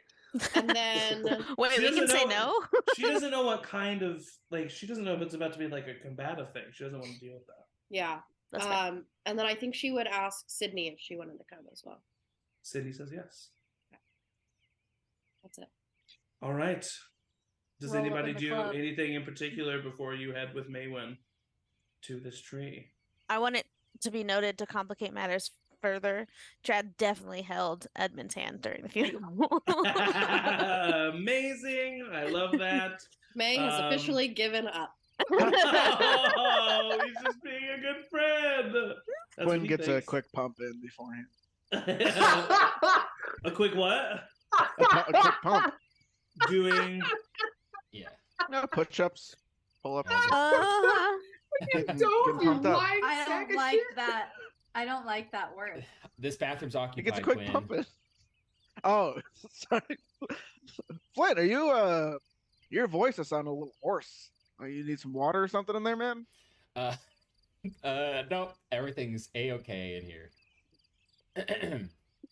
I would also take Batty and ask Warren to look after Bo. Warren honorfully accepts. He takes it as a big deal. I do It go up is. to Laura, knowing that she's not coming with, and I'll She be stays behind. and I'll be with the talking to mom. Chad. I'll be talking to Chad during the fucking thing, but with more of my feelings about this very sad thing. Of course. But I look at Laura and I go, "I'm so sorry. I hope there was at least a little bit of a bright spot in the day, enjoying the sun before." There was, and thank you for saying sorry. Of course, I've been traveling with Chad for a while, and we've been through so much. This also, I may not have known your father for very long, but he was a good man to have such wonderful children. Thanks. We'll see. Watch out for my big brother out there, okay? Always. And I go in for a very nice, very loving hug. Yeah, she hugs back, and one little lingering, a little, like, one arm hangs too long. You know, when you, like, do that thing where you're like, I don't want to end this hug, but, like, we gotta end the hug or else it's gonna get weird if I just, like, hold it here. She, like, as you do that and as you, like, leave the hand, she, like, grabs the hand and takes it off, but holds it for a second, says thank you very much. I nod, say nothing, turn around, and don't look back. Okay, perfect. No, look back. But I immediately go to find you, Chad. The goosebumps walk away. It's a reference for some people out there. Rosie. At some point during the day, I just would want to cast. At some point.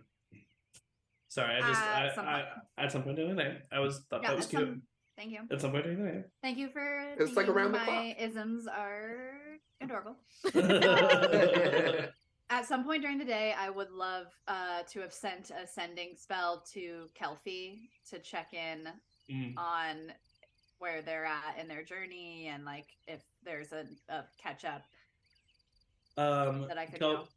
Kelfie would tell you that she, when you message her, that she is asleep, and that she needs to continue to sleep in order to cast a spell tomorrow on you, because she's, like, literally a world away, so it's nighttime where she is right now during the day. So she tells you basically, like, this ability, like, this whole deal of, like, not having to, like, basically she needs a long rest, and you have messaged her in the middle of her long rest.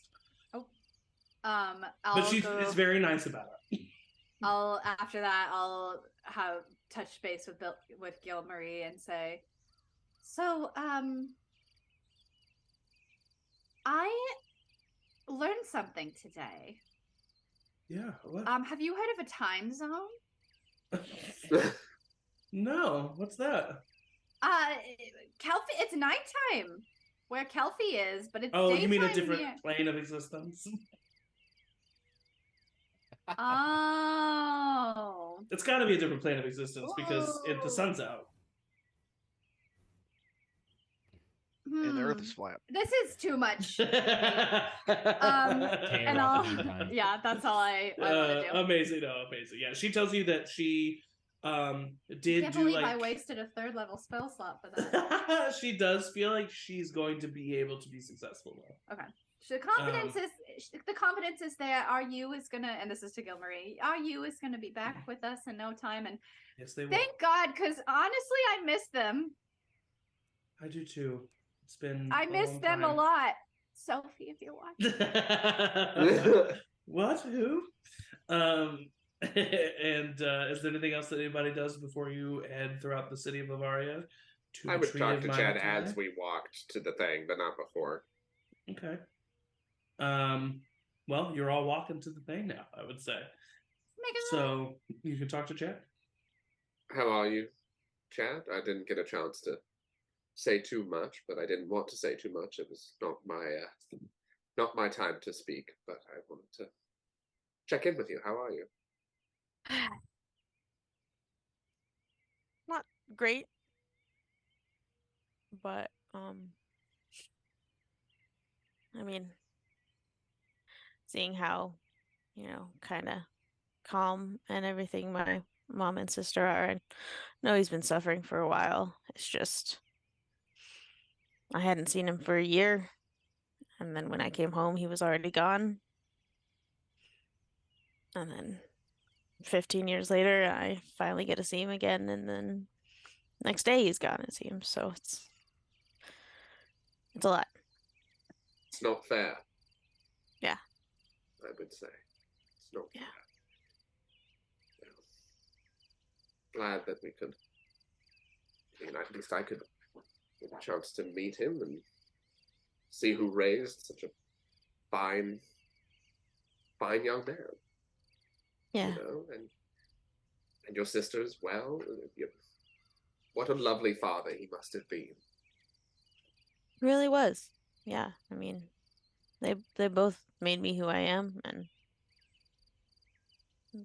they're both incredible people, and world is definitely a little less bright without them. It's nice to see that there are good parents in the world. You know, Yeah. based on my experience and Cuinn and Maewyn's. Yeah. It's lovely. I just wanted to check in. I hadn't gotten a chance to talk to you much today. I was spending the day with your sister and Flint and Ed and Gilmarie, and I just wanted to let you know that you're not forgotten or gone or whatever. I know you're going through a lot today. I appreciate it. Apparently, Edmund is in love with everybody, according to Flint, which is nuts.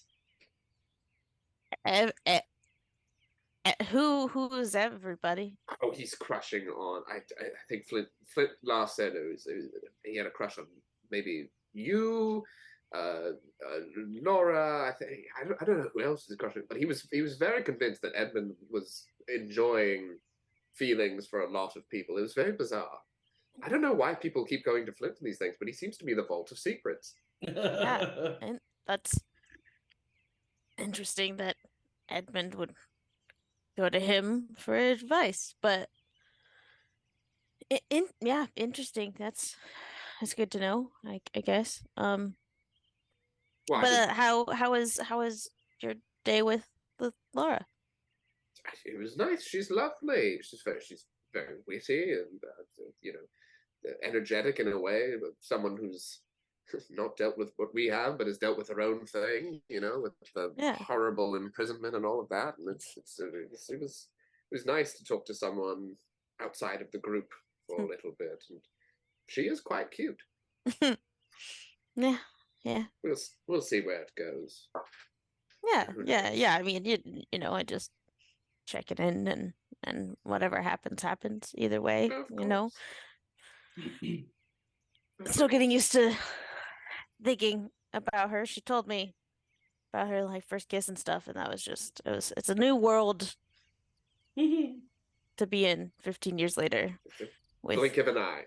Yeah, with a younger sister. That's suddenly a full adult woman that I was not ready for. But none of us are ready for anything these days. No. I'd say. No. I don't even know if my family is still. Well, they said they were helping. Someone said they were helping out the. That's the true, war effort, but I don't know about my siblings or anything. I haven't spoken to them for God knows how long. So it's nice. Yeah, I mean, worth checking in. And I mean, if today taught me anything, family is sacred, and if they're still around, even for a moment, reconnect and don't let the moment pass until it's too late. It's fair. Well, I love you, Chad. We're here for you. Thanks, I Mark. put my arm on his shoulder, give him a little hug, and we keep going. Yeah, very nice. You all continue to walk through the city, and you see it from a bit of ways before you first get there. But in the center of this city is a giant, colossal tree that looks almost as if it's made up of several different twisting trunks that reach far into the sky. And you see a large opening in front of it.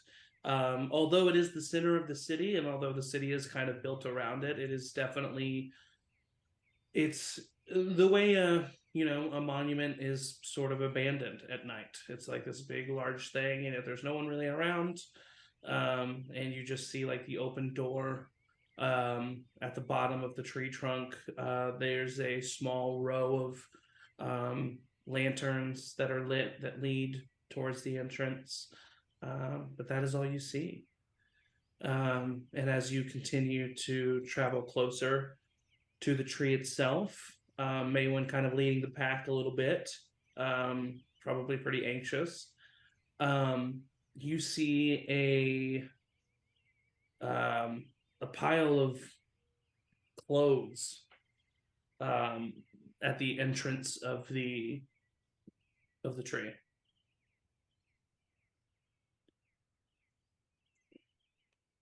I would slowly walk up and inspect them.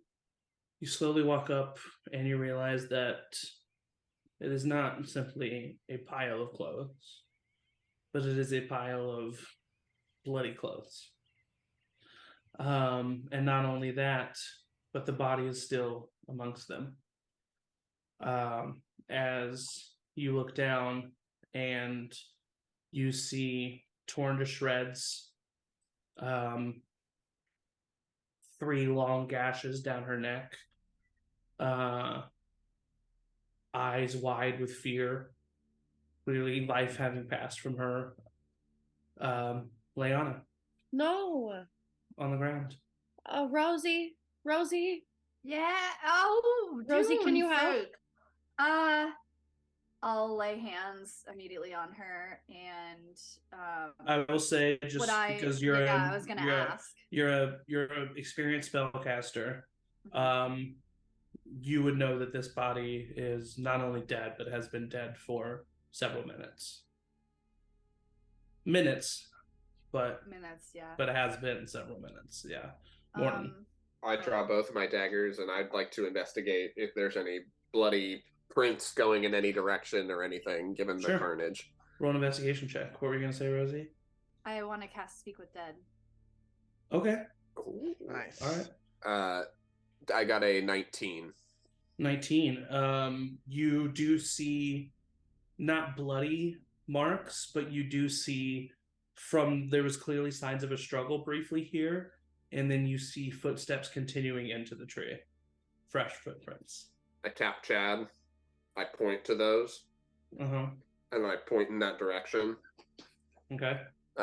Just in case they're nearby, I don't want them to yeah, for sure. Hear anything and start to head in that direction until she does Speak with Dead, and that's definitely going to stop me because that's going to scare the shit out of me. Okay. So Rosie, you bend down by this body, and you grab your holy symbol. You reach out to Dune in a way that you're familiar with. You feel your breath exhale with a warmth that is hotter than just your normal breath. And as that exhaled breath kind of passes over the body, you see the woman's head, Leanna's head, turn glassy-eyed, and you hear an inhaling of breath as the jaw just remains open and she looks ahead, just like blankly. And you have 5 questions. What happened here? She does not move her jaw or her mouth, but you hear her voice come from within her as she says, I was slain.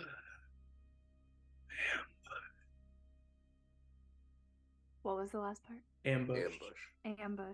Thought you said vampires. Who ambushed you? Yellow robed man. Oh, robed man. Dark haired man. Robed man. Yellow robed man, and dark haired man. Okay. Robed man. I look at May. Ask her if we should still continue. Leanna, is it safe? Is it safe to continue? Not safe. Stop them.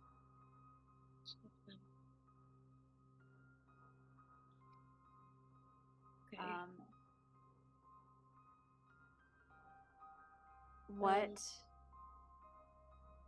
What do we need in there? What do they have? I'll let you ask one of those 2 questions. What do they have?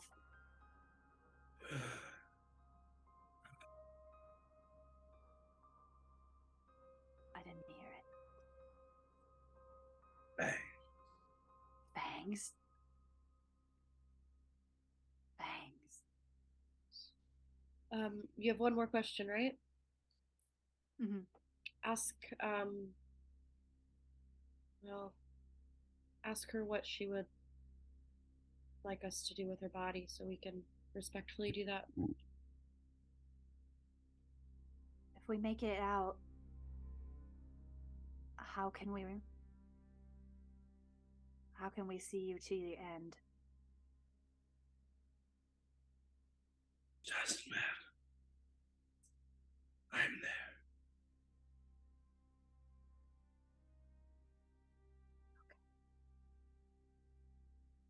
Okay. Well, And her eyes slowly close, the jaw shuts, and her head flops to the side. That was deeply uncomfortable. Well, I think we have to go. We have to stop him. I point on the lookout. I point in the direction where the tracks lead. Yeah. Batty, can you get the scent? That might help us too. Batty immediately starts to look at where Morton was pointing, take a sniff, and starts heading towards the tree. I go. I follow Batty.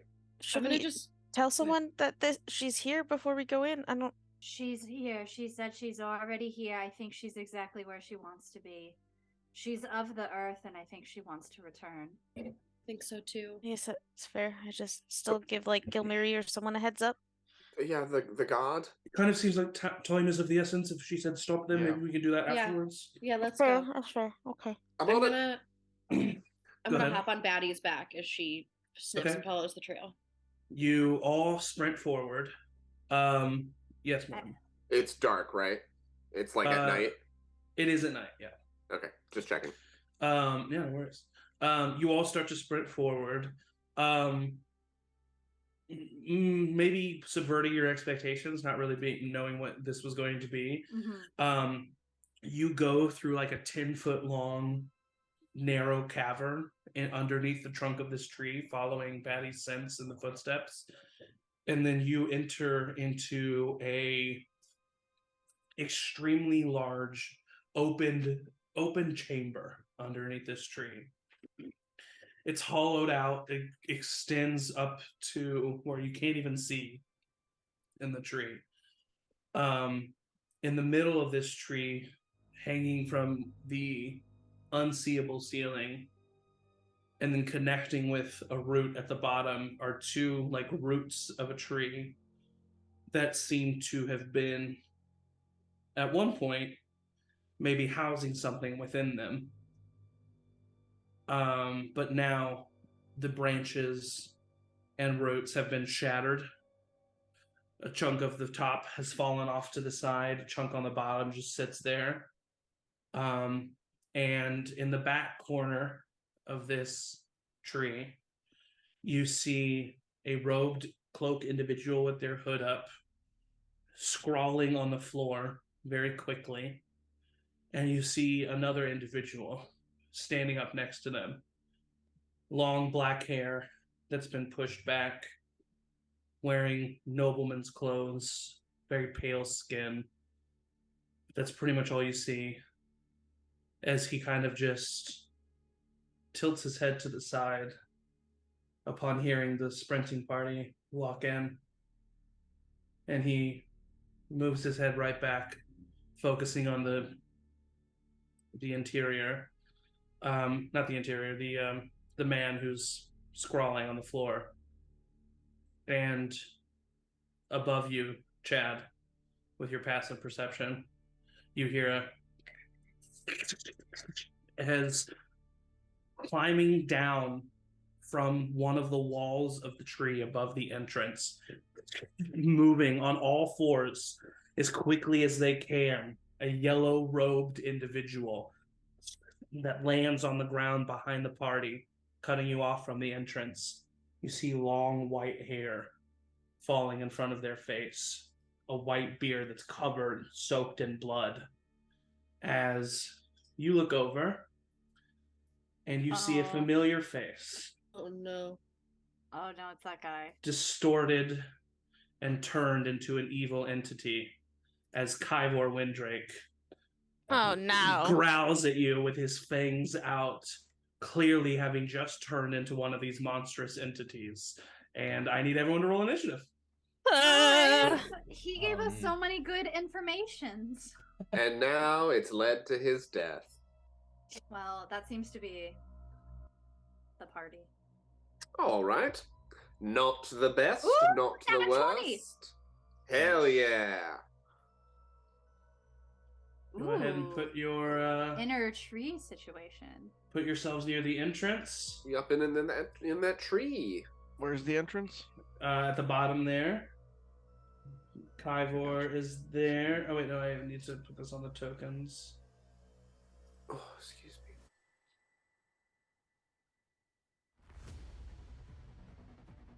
He's down here at the bottom.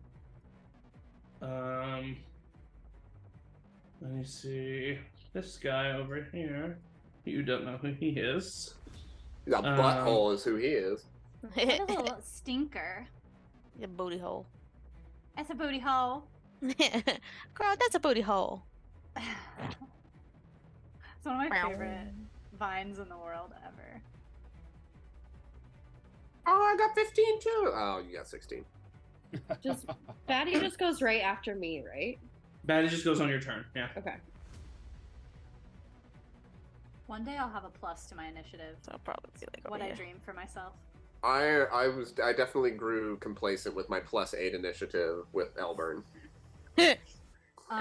One of my players in this thing that I'm doing has a -1 initiative because of how they built their character, and it really makes sense.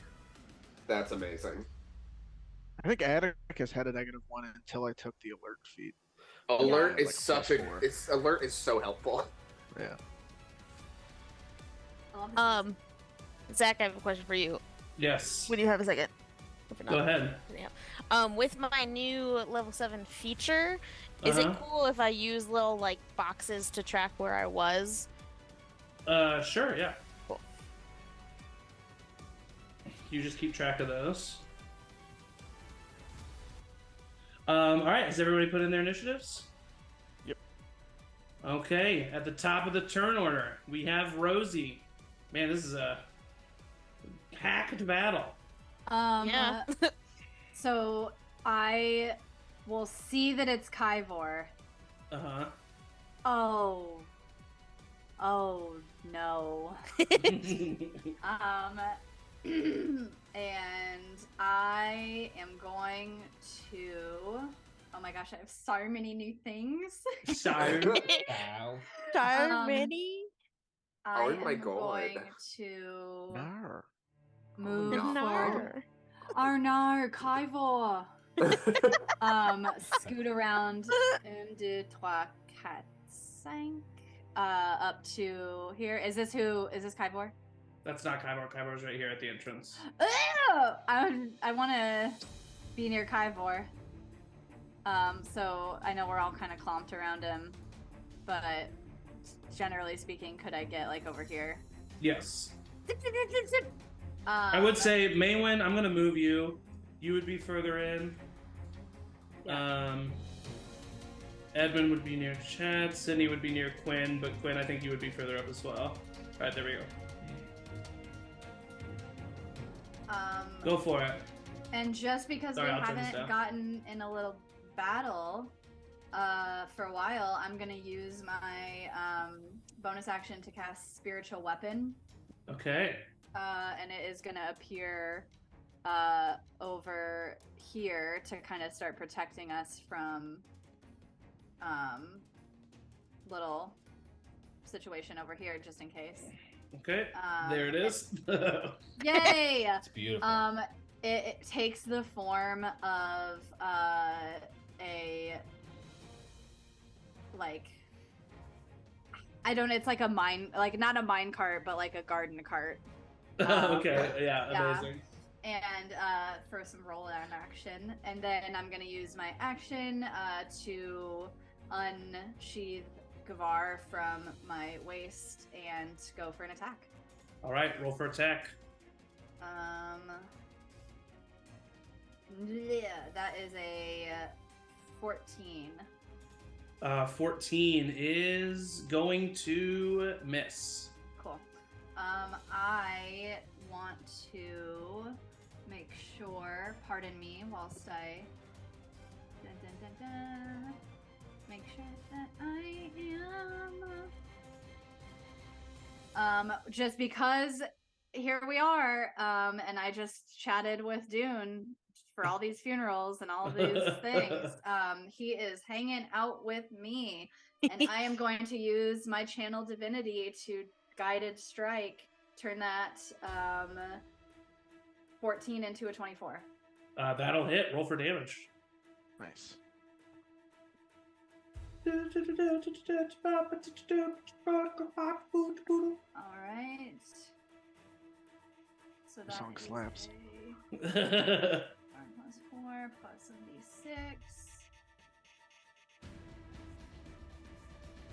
76. So that is 4. So that is 8 points of damage. What kind of damage? So it's oh fuck. What kind of damage? Okay. So it's it is hang on, sorry. 5 piercing damage. Okay, and this is a magical weapon, correct? Yes. Yeah. And Why is that,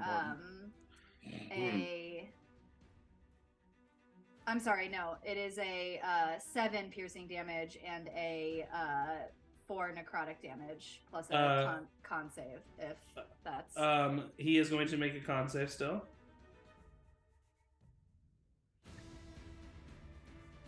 That is a natural 20.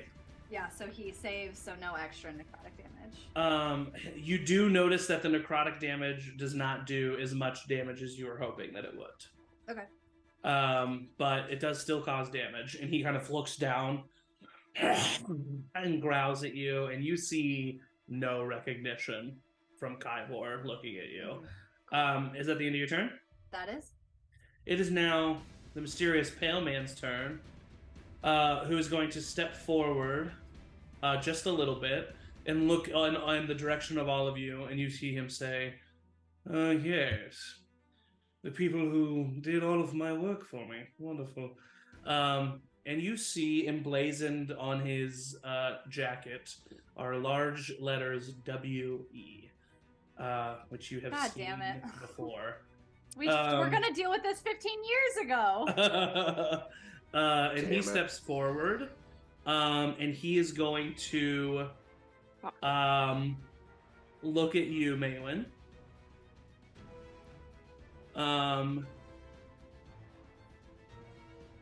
You need to make a Constitution saving throw for me. Who's making a Constitution saving throw? Maewyn.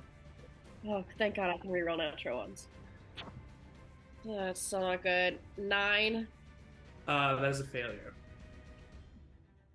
You see him point his finger in your direction and say, "A little bit late, darling." And a green ray shoots out of his finger towards you and slams into your chest. You take 0. Or did it drop to 0? You take 40 points of necrotic damage. Okay. That's I think that's a finger of death. As your armor starts to kind of like decay slightly and your flesh starts to peel back and become ash on the impact, and you feel it hit you square in the chest. Can I cast Absorb Elements as a reaction? Unfortunately, this is not any elemental damage. Okay. What is your current HP at now? 25. 25. Okay, so you start with 65? Yeah. I've got Holy moly. Yeah. It's something about my ranger type. I don't know, we've looked into it before. He steps forward and you see him kind of like tilt his head. Interesting. And then he is going to stay right where he is. And that is the end of his turn. Flint, you're up. All right. The only thing I like about you is how pale you are. I am going to use my bonus action to cast Shillelagh. Okay. And then bop Kyvor on the head with my Staff of Withering and add a charge to it. Okay, roll for damage. Or roll for attack, sorry. Do I get advantage because of Rosie? Rosie? Oh, for sure. Yeah. Nice. Okay. 26 to hit. Hits. Roll for damage. And tell me what type of damage it is. This will be 5 bludgeoning, actually 7 bludgeoning and 12 necrotic, and needs to make a Constitution saving throw. Constitution saving throw, it's supposed to do this. That's a 5. That's going to fail. All right. Has disadvantage for 1 hour on any ability check or saving throw that uses Strength or Constitution. Nice. Cool. Okay, and how much necrotic damage was it? 12? 12. Yeah, you see it not affect him as much as you were probably hoping that it would. But he definitely gets hurt by that. His skin starts to, just like what happened to Maewyn almost, his skin starts to ashen and fall from himself. Is it the end of your turn? Yep, now I'm 191 years old, but that's my turn. Okay. You're up, Morton. Does it take an action to cast a spell on myself? Or is that the bonus action? I can't remember. It depends on what the spell says. The spell will tell you if it's an action or a bonus action. It says one action. So it's an action. Yeah. I'm going to cast Blur on myself. Okay. Which is just a vocal thing. I'm sure blur, and then I'm blurring. Your body becomes blurred, shifting and wavering to all who see you for the duration. Any creature has disadvantage on attack rolls against you. An attacker is immune to this effect if it doesn't rely on sight, as with blind sight, or can see through illusions, as with true sight. Okay. So if they got true sight or blind sight, they can see through the shit. But I don't think either of them do. I'm hoping. And so you guys look at Morton, and he like steels himself for battle, and you see his image almost as if you're tripping. It starts to like morph and shift into multiple. Yeah, and then I'm going real to quick. Yes. Maewyn, I do want to say that you do see that behind the man, just kind of leaned up, the other guy just kind of leaned up against the wall. You see a large wooden staff that like curls. And at the top ends in like almost like a little bonsai tree, like the way it like grows up. Okay. Sorry, Morton, go ahead. I'm just gonna stay there. Okay. I don't think, because I can't do anything else on my action that is helpful. Okay. So that's the end of your turn? Yep, end of my turn. All right, it's now Kyvor's turn, who's going to look at you, Flint, and kind of scream out. He is going to let's see here. Good luck. He rolled a 15 to hit. Misses. He's gonna try to attack you again with a dirty 20. Okay, that hits. And he is going to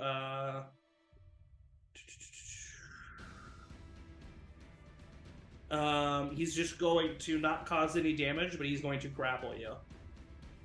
And then he's going to move up the wall 15 feet. So he has Flint in his hands and is scurried up the wall backwards, holding Flint 15 feet. And that is the end of Kyvor's turn. It is now Sydney's turn, who is going to run forward and is going to shoot a crossbow bolt at the other guy. And get an 18, which hits. And deals 6 points of damage, halved to 3. Great. Love it. That is the end of her turn. Chad, you are up. Edmund's on deck, and then Cuinn. Cool. And so the person that was like writing things, is he still just doing that like right here? Yep. He's currently writing stuff. And he's just right there? Uh-huh. Cool. And it looks like magic-y stuff that he is writing, correct? Yes. I don't like that. So I'm gonna go right here. Okay. And I'm gonna attack the dude that's riding things, because I assume he's like trying to teleport them away or something. Okay, yeah. Alright, and I'll do my... Oh, jeez. Boop. Okay, first hit is my scimitar, 19 to hit. What is your speed? 30? Yeah, I don't think you can get there. The ruler says I could. I'm trying to find the path. 5, 10, 15, 20, 25, 30. I mean, maybe the ruler's just 5, wrong, 10, but... 15, 20, 25, I 30. just Okay, did I that. found it. I found it. Yeah, Okay. yeah. Go ahead and roll for it. What was the first attack? 19? That'll miss. Mm-hmm. Against the guy that's just drawing? Yep. Oh, fuck. He draws so speedily. Okay, well, I'm still gonna try it to stop him from doing what he's doing. I'll just have to roll better. God, that was a 19 again. Not gonna hit. And very much less than 19, so all three of my attacks miss. Roll a perception check.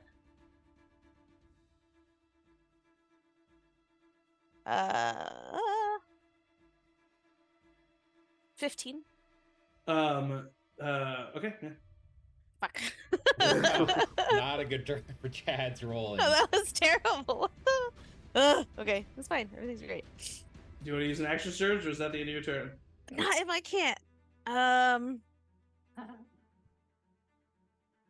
You were one away from the DC. I'll just go ahead and give it to you because it's a little cruel.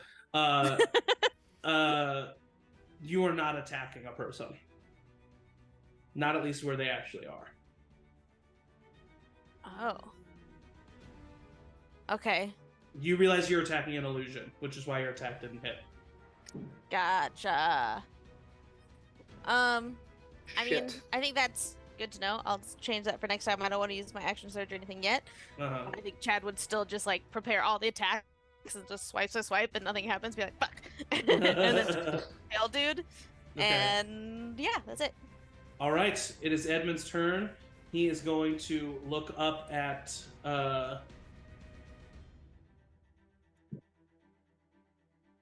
Flint and shoot a chromatic orb his way. At me? Yeah. Yeah. This is what you get for spreading all this misinformation. That is a hit.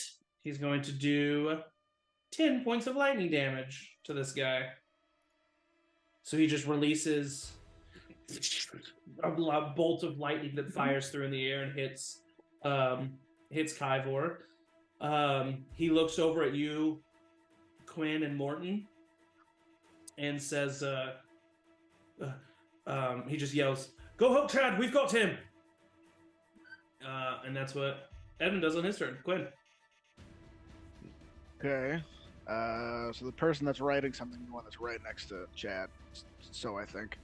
Yeah, there's a guy right in front of Chad writing stuff 15, that you can see. 20, 25.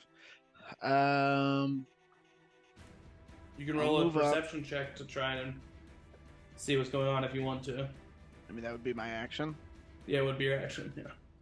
No. I will. I really like that. No. I'm going to use bonus action to activate my dancing sword as I hip thrust over to that guy, and I can make an attack. Okay, so the sword is in between the two of you. The sword will be on the other side of Chad. I'll put something down. Okay, I can do it too if you don't. I'll just put another Cuinn and then make it. Okay, cool. So he'll be there. Then I can make an attack. That's a D12, not a D20. 17. 17 is going to hit. Okay. So that's 8 points of piercing damage. Okay, is that a magical weapon? Yeah, it is. Okay, it's the basic sword. So he takes that full damage. Nice. And that's the person that Chad just missed? No, Chad missed the guy. There's another person that's riding. That's the red. Sorry, I didn't. Artiste. Yeah, TBH, I didn't expect anybody to just outright attack him. So. But this is the guy next to Chad. Is the guy that shot May, right? That what? Is the guy that shot May with the... Yes. Oh yeah. And then I will upcast Dissonant Whispers as my action. Okay. To a second level, they have to make a Wisdom saving throw. DC 16. That's a failure, but he's going to use a legendary resistance to resist it. Okay. Then he does that. And that is my turn. You look at him and you can see him kind of like briefly like fight off the words in his mind, and then he just smirks at you, and you know that the spell has not taken effect. Okay. Maewyn and Batty, you're up. Rosie, you're on deck. You said that the staff is like right here, right? Right here. Okay. So I am going to... Can't quite get there. So I'm going to use my action to wild shape. Okay. Into a giant wolf spider. Okay. Which has 40 feet of movement. And I am going to move to right in front of the staff. Okay. I'm going to tell... I don't think Batty can make it there. She's got 30 feet, so she can't quite make it there. But I'll tell her to make her way over there, so... Alright. I'll have her go kind of this way so that she's not right next to them. And that was my action. I mean, what, like, would grabbing the staff be a bonus action, or would that be an action? Grabbing the staff? Yeah. I'll go ahead and say it's a bonus action. Okay. Can I, as a giant wolf spider, grab the staff? No, okay. No. Fair enough. Yeah, no, you can put it in your mouth. Sure, you can put it in your mouth. Yeah? Okay, Yeah. then I'm going to grab the staff. Like, grab it with your fangs? Yeah. Your little pincers? Yeah, for Yeah. sure. Is that the end of your turn? Yeah, that's the end of my turn. All right. At the end of your turn, the guy who is riding disappears in front of you, Chad. And from back here, you see the hooded figure stand and snap his fingers, and the teleportation circle that he has been drawing for the last 50 seconds, lights up, and he steps in. This teleportation circle is up for a round,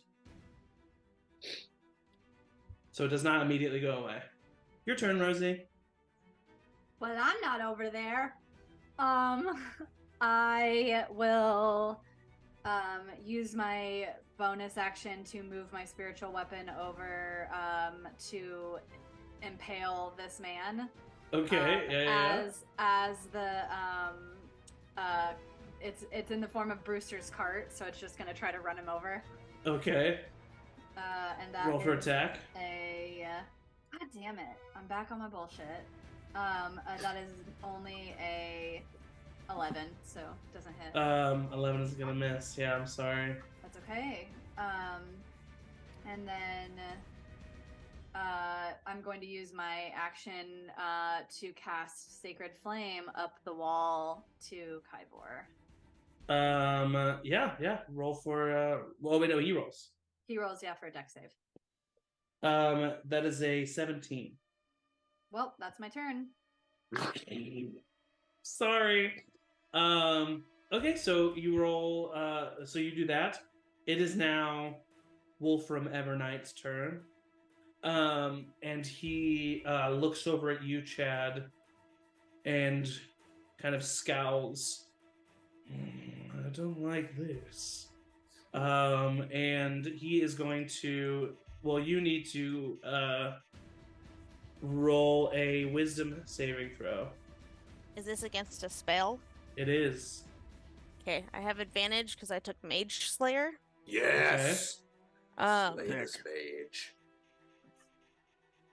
And then I also can use my reaction to attack him for casting a spell. Okay. God, So I I'll love roll Mage for Slayer. that. Do I still want to use my Chad dice? Sure. Why not? You said wisdom? Yeah, wisdom. Mm-hmm.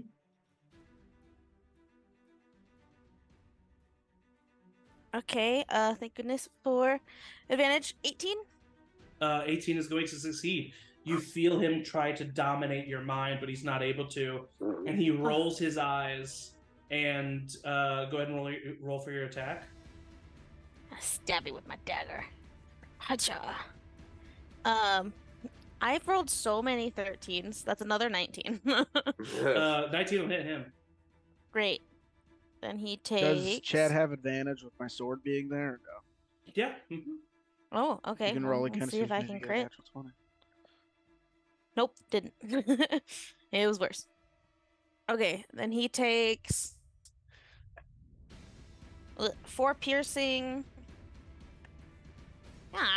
And 1 acid. 4 piercing, 1 acid. Okay, perfect. And that is a magical weapon, so he takes that full damage for all of that. I need you to make a strength saving throw. Oh. God. Hey, that's a 7.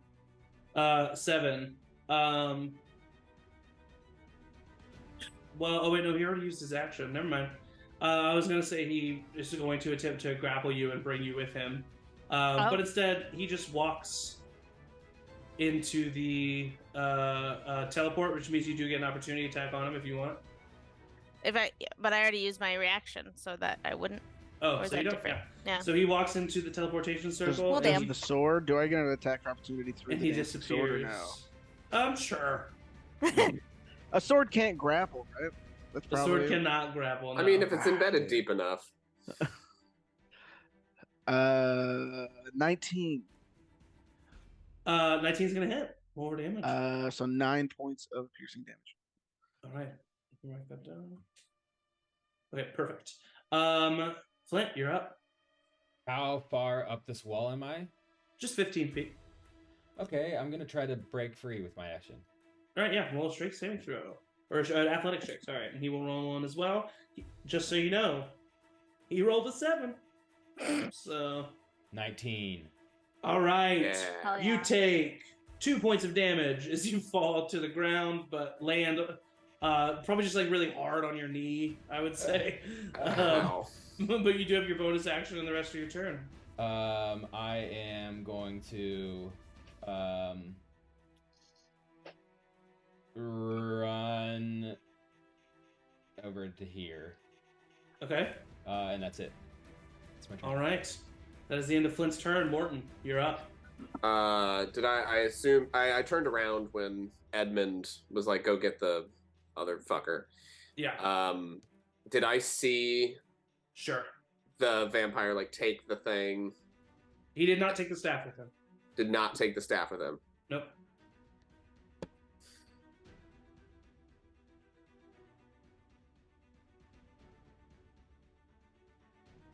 Do it. Same dilemma Chad is having. Do what you want to do. Yeah, Morton goes into the teleportation circle. Dives right in after it. Poor I'm Morton. gonna owe to the fact that this was the same vampire fucker that almost killed me last time. Well, he created vampires that almost killed you last time. Oh yeah, whatever. Fuck Get him. to the source. Root out the evil at the source. Fuck him. Just like runs into the teleportation circle. Okay, we will come back to that. Ah! And so that's the end of your turn then. No, all I right, still got so my. yeah, we'll have to come back to that. Sorry. I'm totally kidding. have nothing else. Let me see here real quick.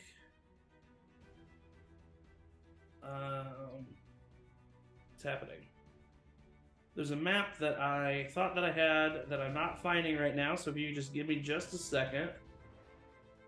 Oakley dokley. 1. Oakley dokley. Fuck, why is this happening? Oh fuck, why have you done this? I can't believe you've done this. Ah, fuck. Oh fuck, I can't believe you've done this. That's what it is. He's the incredulity that he has. I can't believe you've done fuck. this. I can't believe you've done fuck. this. I wonder what that guy's up to right now. Hopefully not getting hit in the face. Yeah? I was Or gonna maybe he dispel liked it. magic, the teleport circle, but I guess since you jumped in, I guess I probably should do that. He said it was up for a round. Yeah, that's. I'm sure it's fine. Is Morton's I've movement made 40 feet? my choice. Yeah, it was. Okay. If not, I was going to dash into it. But yeah, it was 40 feet of movement. Okay, it is Kyvor's turn, who is just going to attempt to sprint there. So he has 5, 10, 15, 25, 30, 35, 40. Does he have 40? Or does he have 30? Oh, he just has 30. So that's 40, 50, 60. He can't get there. He just keeps sprinting. Rosie, you do get an attack of opportunity on him, though, if you want it. Done. Done. Wait, who? With my spiritual weapon? Yeah, on Kyvor. Yeah. No, with you, because he ran past you. with So me, just okay. whatever, your dagger, your Givar's dagger. Yeah. I'm gonna roll With you. for it. Statue. That is a 16. 16 is going to hit. Yeah, fuck Roll for yeah. damage. Okay. Fine. So I'm gonna do this one at a time because I confused myself last time. So for straight up piercing damage, that's 7. For a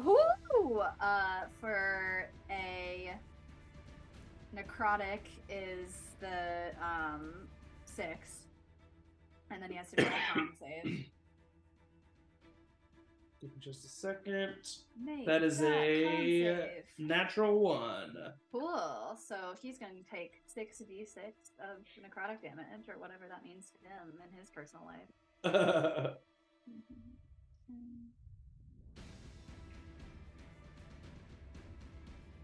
17 points additional necrotic damage. You cause the necrotic damage, and it doesn't do as much as you thought, but it does definitely cut through him. You cause a lot of just flat out damage, as he does seem to recognize it. He recognizes the pain, but you see him like solely focused on where that teleportation circle is. Heard. That is the end of Kyvor's turn. It is now Sydney's turn, who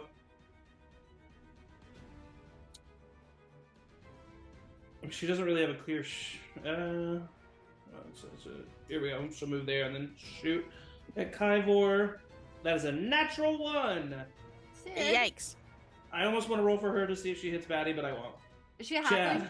Chad, you're up. Is she a halfling? She is a halfling. Oh, she is a halfling. You're right. That's a 4. Oh, God. Hey, that's better, girl. Get That's it. better. Yeah, it's better for sure. Chad, you're up, buddy. I mean, I'm running into the portal. If Morton did, I'm following. Guys. Okay. Fuck. All right. That is Edmund's But that was like turn. 5 feet of movement, so hypothetically, I could just come right back, right? 15, 20, 25, 30, 35, 40, 45, 50. Just pop in. Nothing, you pop back. Edmund can't quite get there, but he attempted to run there. Not even with his dash bonus? He used it. Oh, dang. Cuinn, you're up. Can I hold my movement to, like, if May jumps in the portal, I will jump in after her?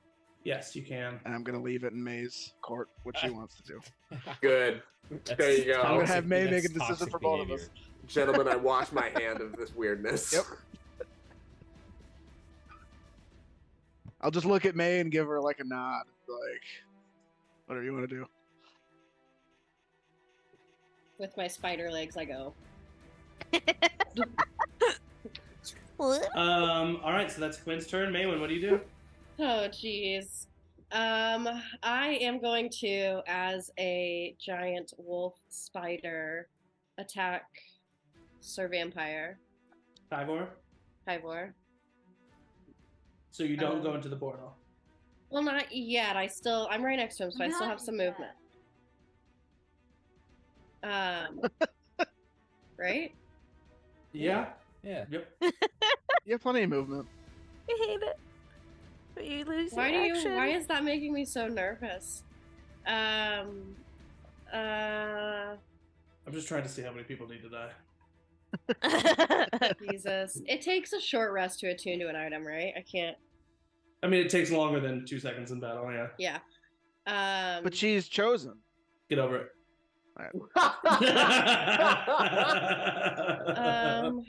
Okay, no. Liana said stop him, so I'm gonna go into the portal.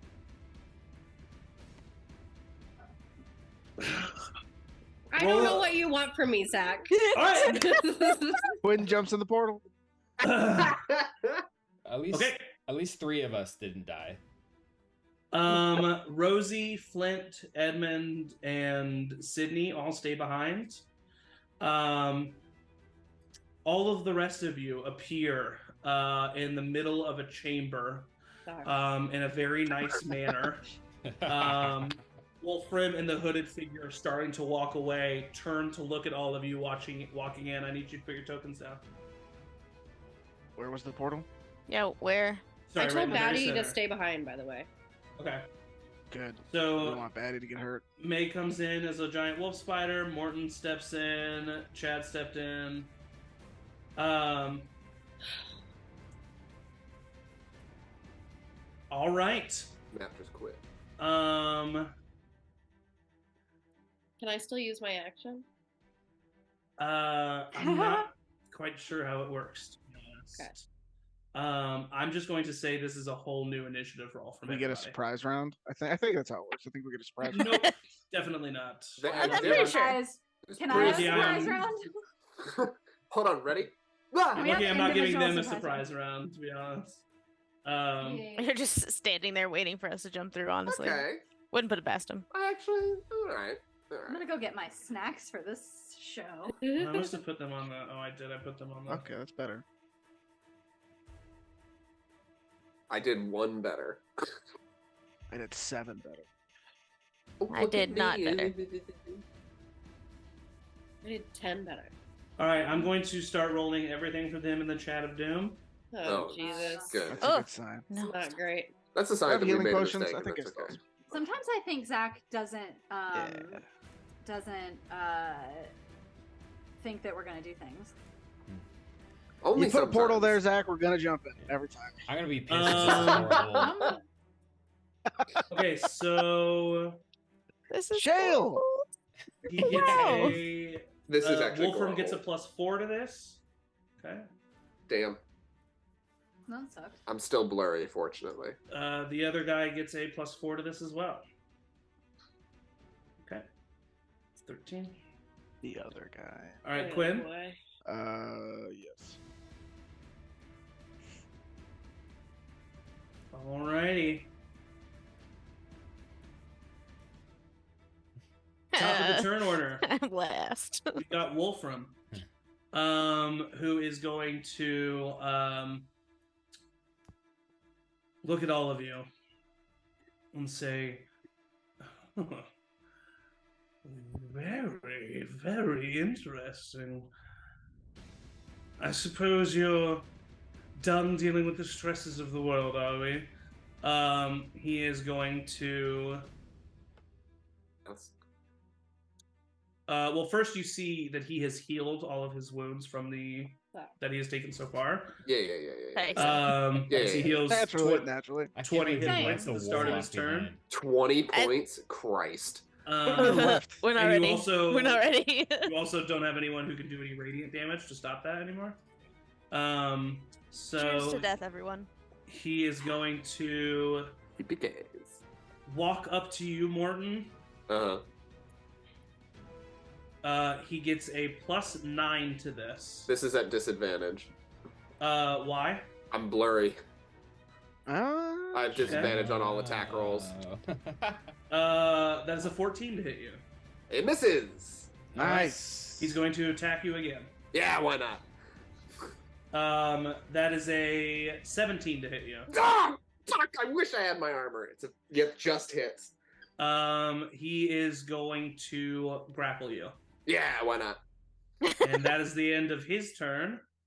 Maewyn, you're up. Yeah, for sure. I'm gonna attack him as a giant wolf spider. Okay. So it's a bite. Okay. Oh God, I missed. All right. So is that the end of your turn? And then I'm gonna say, oh no, I can't. I'm a spider.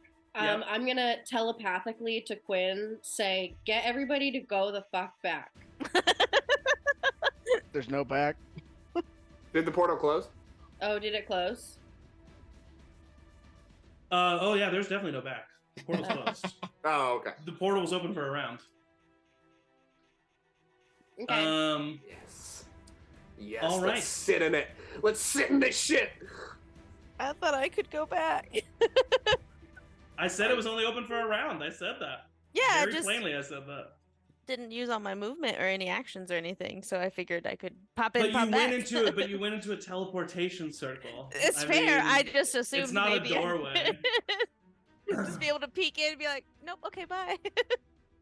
Nope, it's I fair. don't think that's how teleportation circle works. I think you get teleported, right? No, We all again, fall it's fair. down. And Chad probably also had the same Have thought. you heard of because none teleportation? magic. Teleportation, let me mansplain it for you. Just real quick. Is that the end of Maewyn's turn? Yeah, I mean, that's all that I can do. All right, Morton, you're up. Yeah. I am going to. I guess I'm grappled. Can I attack when I'm grappled? Yeah, it'll be a disadvantage, but yeah, you can.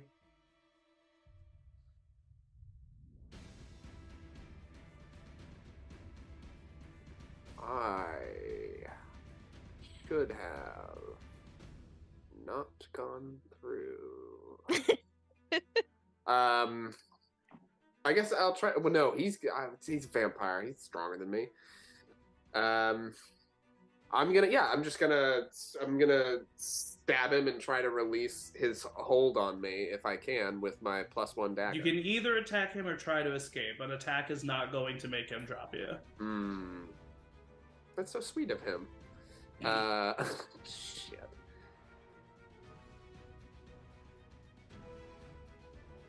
Yeah, I'm gonna try and get out of his grasp so I can do a little bit more. He gets a +4 to this. Go and roll an athletics check. +4, really? Yep, he got a dirty 20. Did he really? Yep. I got a 19. All right. Cuinn, you're up. Fuck. Cuinn is up. So, that ruby, it's an action to activate it, right? The fire elemental ruby. Sorry, go ahead. Say it one more time. The fire elemental ruby, it's an action to activate it. Correct. So I will activate it while I move because I think it's within 10 feet. I believe 10 foot. Fills a 10-foot cube within range. Range is 90 feet now, so we're good. So I will conjure a fire elemental. What is the I said it allows you to cast the spell Conjure Elemental once per day, right? Mm-hmm. He's gonna cast. Oh, the casting time is 1 minute. Never mind. Never mind. Just saw that. Can we start over? Can we go back to our checkpoint? Yeah. Let's just go back to the night where everyone was fucking and drinking.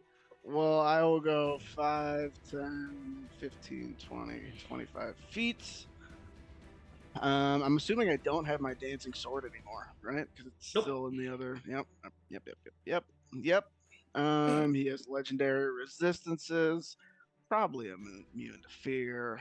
Immune to being charmed, probably. Which is, I think, is immune to. He's immune to everything, honestly. I will. That charmed. Okay. I will shit my pants.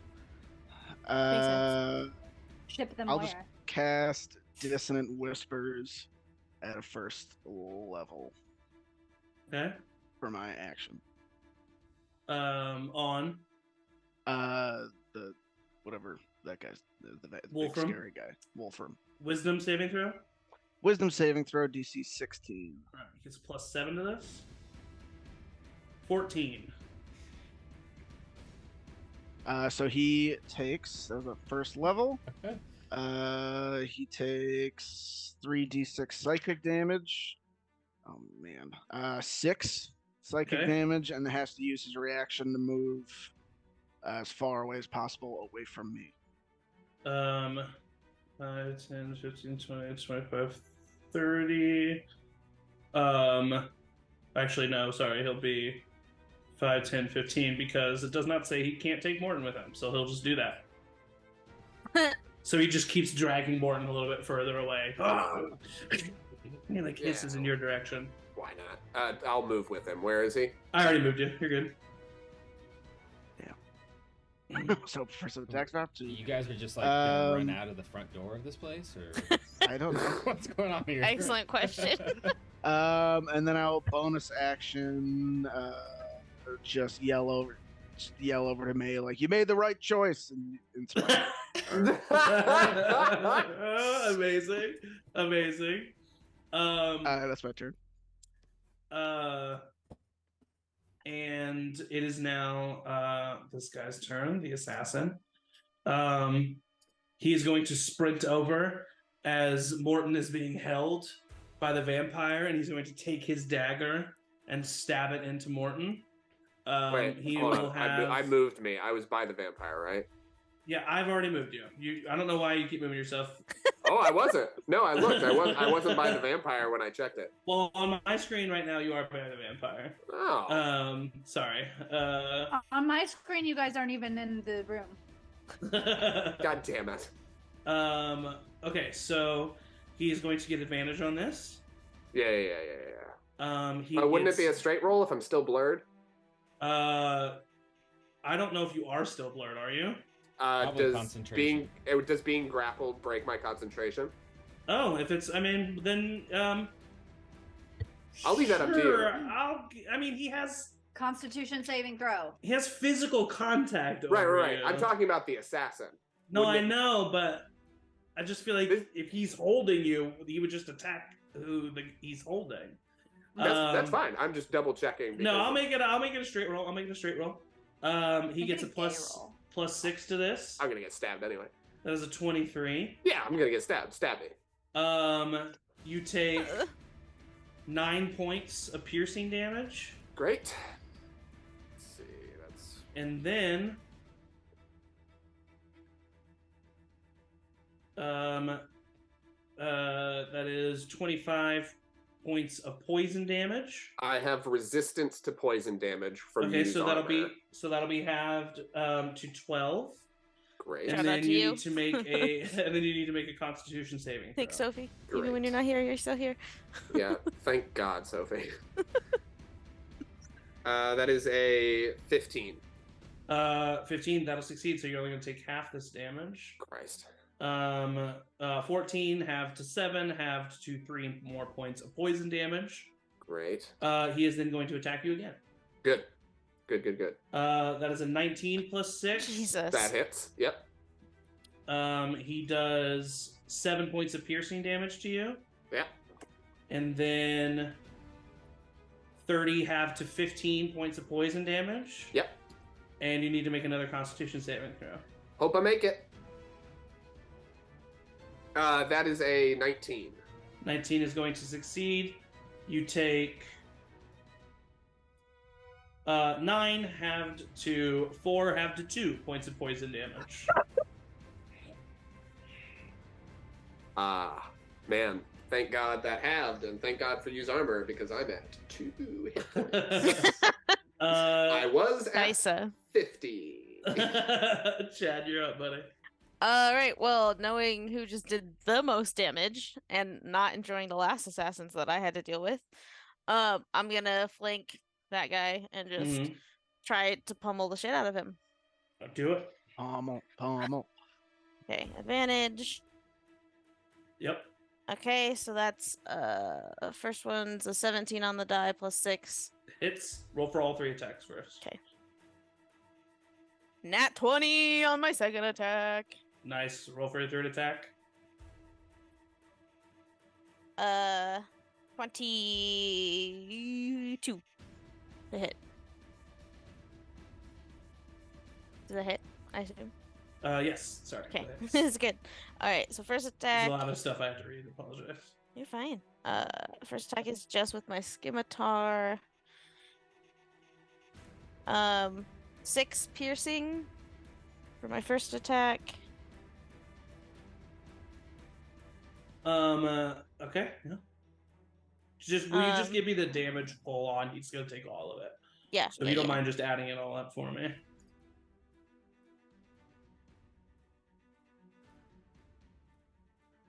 Right. And then You're up in the club. doubled to and okay, third attack.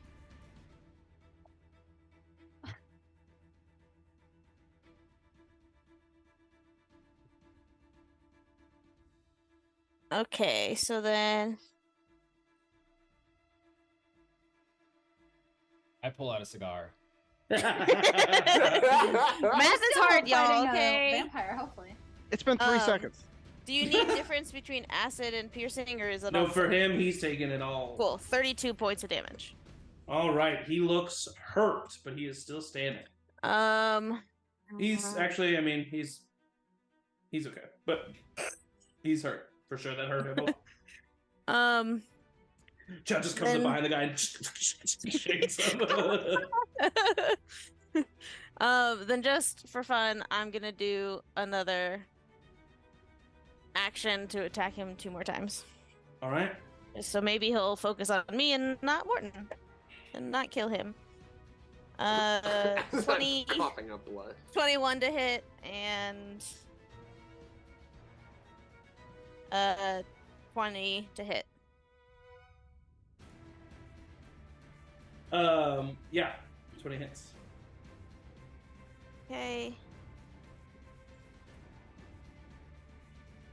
Total for this would be math again.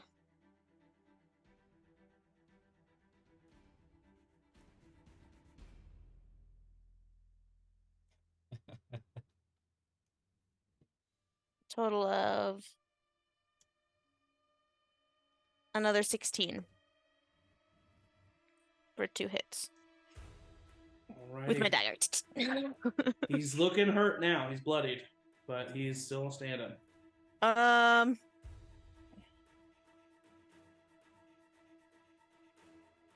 all I got. Alrighty. It is now Wolfram's turn. Mm-hmm. He's going to bite at Morton. Curse me in my sexy neck. He gets a +9 to this. He would have advantage, but he'll just have blur, so it's straight roll. There's no way he doesn't get this. That's an 11. That misses. Holy shit! But he's going to do it again. Yeah. He's got 2 teeth. He's got 2 teeth. Yeah, got me. He bites into Morton's neck. Mm-hmm. Sucks. You see blood entering his fangs. You see the damage that he has taken heal. And Morton immediately falls pale and collapses in his arms. That makes sense. The target... Yep. That tracks. That tracks. The target... you are not dead, but you are unconscious. Yeah. Your max HP goes down by 13. I remember this from the first time this happened. And he is holding on to Morton's body, and he looks at the rest of you, And he says, I will give you one chance to make amends for this horrible intrusion that you have made. Leave your friend here with me. Don't worry. I'll make sure he comes back to you. And you can be on your merry way. I solemnly swear you will see your friend and be able to talk with him and interact with him and love him all you want. And he will be able to answer. Can't necessarily promise he'll be alive in the same way that you are, but very much in the way that I am. All of you or this one? You choose. And that's the end of his turn. Maewyn, you're up. But Morton needs to pick up his cursed items soon. I won't make you roll an insight check. This guy means business. Yeah. Well, I mean, party. Business. I don't know what to do, you guys. I misunderstood what we were supposed to do here. Oh, no. Maybe that's part of the trial. Yeah. Yeah, definitely. By the way, this is definitely a prepared thing as we're all dying.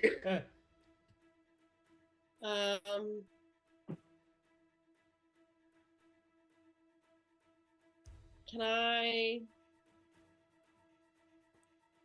Fuck. Alright, well, Cuinn made me make a big decision. Can I hold my action until Quinn's action? Nice. Oh, wow. Amazing. 100% you can. Morton, I need you in the chat of doom to roll a death saving throw for me. Alright, here we go. Christ. That's a failure. Cuinn, yeah, you're up. Good.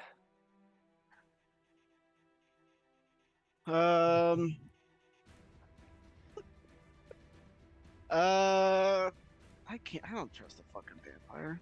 And you and Morton are really good friends too, so this is probably tough. Yeah, but Morton didn't leave me when I was stuck as Alexander Nightshade. I didn't. I went after you. Cuinn is going to step over here, and he is going to just play a sweet.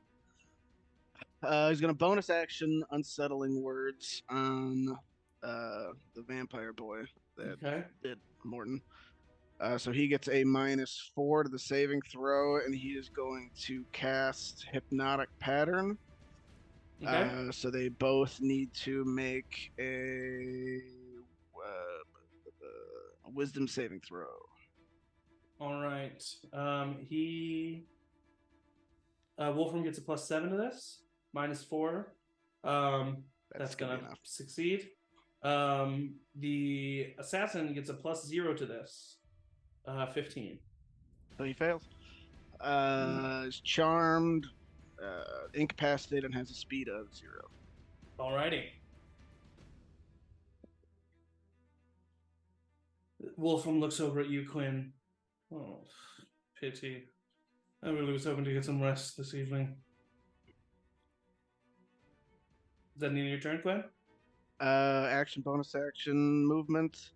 Yep, that's it. All right. The assassin, does he get to make another saving throw? Pattern. Spell ends if it takes any damage or if someone else uses an action to shake it from its stupor, so no. Okay, so it just stays there. Cool. Smart. Sorry, Maewyn, you can do your thing. I'm gonna... with it taking an action to wild shape, does it take an action to drop my wild shape? No. Okay. I'm gonna drop my wild shape. Would that be a bonus action then? I'll just say it's a free action. A free action? Okay. Fuck it, yeah. I'm going to drop my wild shape and cast Healing Word on Morton. Wolfram looks at you and casts Counterspell. Fuck off, dude. I think I would maybe run towards the mage guy that I went to earlier in the day as a last resort of figuring out how to get this portal back up. Okay, cool. And then I'm gonna cast. The vampire? I'm gonna point at Wolfram and cast poison spray. All right. What saving throw is that for him? Constitution. Okay. He gets a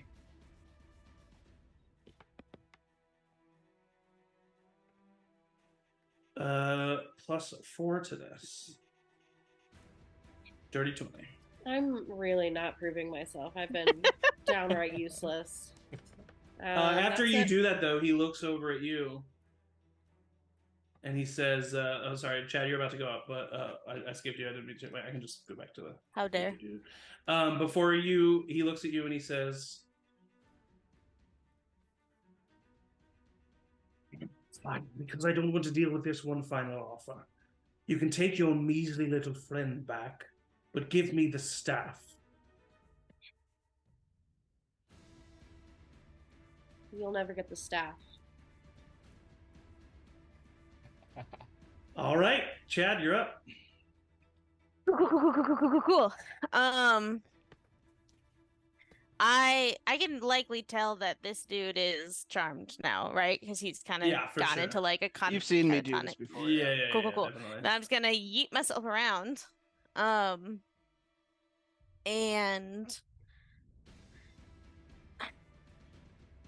I'm trying to decide if I want to say something before or after. I'll attack him and then I'll see how I attack him well. Okay, sure. Roll for your attacks. All right, let me just. You do not have advantage on this. Oh, right, because he's incapacitated. Can I then be here to? Now you have Maewyn? advantage on it. Okay, great. I go down. I'm like, and I shift myself over. Okay. I still have. What do I have? Deja vu twice. Turn back time. Second wind. Okay. Just gotta know what I got to deal with. Okay. 18 on the die, so a 24. Hits. Roll for all 3 attacks. Cool. Another 18 on the die. Nat 20. Damn. Chad, Very good rolls in a row. Whew! Thank you, advantage. Never back Well, down. those were 2s. Okay, so It's 3 attacks, very second premature. one doubled. All right, Flint. Bear with me as I once again math, and I clearly Go don't ahead do and it give me the quickly. full damage. You even math, bro? How many blocks away is the mage from where I am? Like, can I reasonably get there in 6 seconds and back? Enough that this is not gonna matter. That's right. Okay. At least you're not in your vase, though. So that's Yeah, I'm trying. I'm just putting on a show for Rosie and Edmund. I was like, Rosie just gets on her phone and looks at Instagram for a little bit. Just She's a piece of recently wood. learned. Yeah. She casts minor illusion on it for.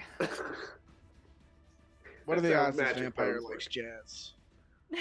Honestly, probably pretty high. That looks like a very nicely acoustic room. Nicely acoustic.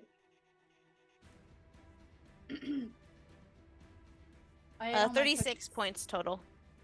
Okay. Woo-hoo-hoo! Spicy. And then so I'll come in and do a jab.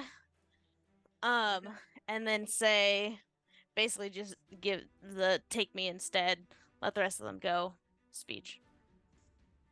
It is now the end of your turn. Yeah. At the start of his turn, he heals 20 hit points. You see a bunch of his wounds that you've just created start to heal back.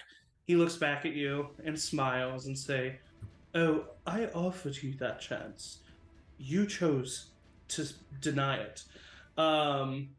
Technically, the others did. He before I is could say then anything. going to. Morton definitely lost control of his spell, so because you're grappled, he has advantage. Yeah, On absolutely. this bite, that is an 18. That's 2 failed death saving throws. Oh, I'm dead. So Morton, Again? he Yeah, that's it. sucks the life out of Morton. Morton Oh, falls to the God. ground. This was a terrible idea. The vampire looks at all of you and says, "Right then. Who's next?" He's then going to look at you, Chad, and attempt to claw you. He gets a +9 to this. That's a 14. It's going to miss. But that is the end of his turn. Maewyn.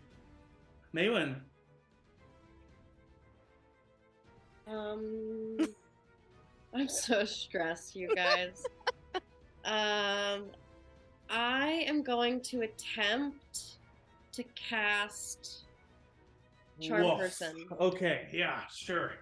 All right. What is that? A Wisdom Charisma saving throw? Yep. All right. Still going for this, huh? All right, 9. Well, I don't know what plus else. the 9 of this, 20. There's no way to leave, right? 22. I mean, yeah. There's a door. I mean, he has given you multiple options to leave. But hey, you're doing what you feel your characters would do. I still think you guys can win in a battle. In a battle. It says Maewyn, Flint is from that the the end of your safety turn? of the tree. Yep. All right, that is the end of Maewyn's turn. Morton, you're dead. Again. I take a wrong turn in Livvariian trying to find the mage's house. Cuinn, you're up. All right. Big turn coming up. Would it take an action to look at the teleportation orb to see if it's been activated? Would that No. be an action? No. Is it active? Yes. Okay. Now if I activate it, I can't take anybody with me? You have to all be grabbing it at the same time. We got it out, everybody. Kinda. Right into a war zone, but yeah. No, it's Bayhoth, not Barrington. Okay. Knowing that, I'll just 5, 10.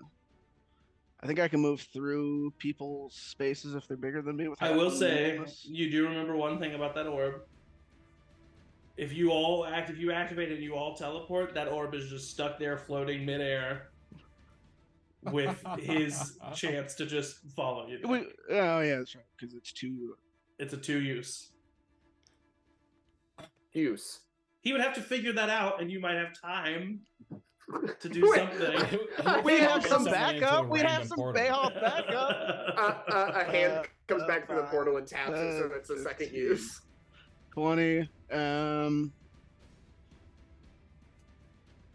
It's basically suicide to just hop in a random portal that pops up somewhere. So, can I activate it for someone else? What do you mean? Like, let's say I put May's hand on it. Can I send May? Whoever's hand is on it when you activate it will go. Okay. Living or dead hands. I'm not going without you. Yeah. You are if I send you though. Oh. No, this is what D&D combat should be. I love it. Mm-hmm. I will. That would get rid of that would solve the whole 2 use thing. I'll take out the orb. Slap May's hand on it, and just look her in the eyes and say, "You've always been worthy," and I'll activate it. Maewyn blinks out of existence. The orb starts pulsing right there. And I'll yell, "Huddle up." I tried, but I'm dead. If I have a bonus action, I would unsettling words the vampire again, just in case he has to make a saving throw. You sure do. So he takes a 7 from his next saving throw. All right. That is the end of Quinn's turn. It is now this guy's turn who's incapacitated still. For a minute. Chad, you're up. Okay. I'm just gonna say fuck really loud and just move around and grab Morton and just like heave his body so we would all touch the orb at the same time. All of our hands. You can.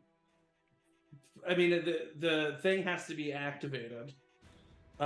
So you can put Morton's body like on the thing, or like you can like drape. Oh, I thought Morton's it was body still over like activated at that. It's not like okay. you touch it and disappear. Gotcha.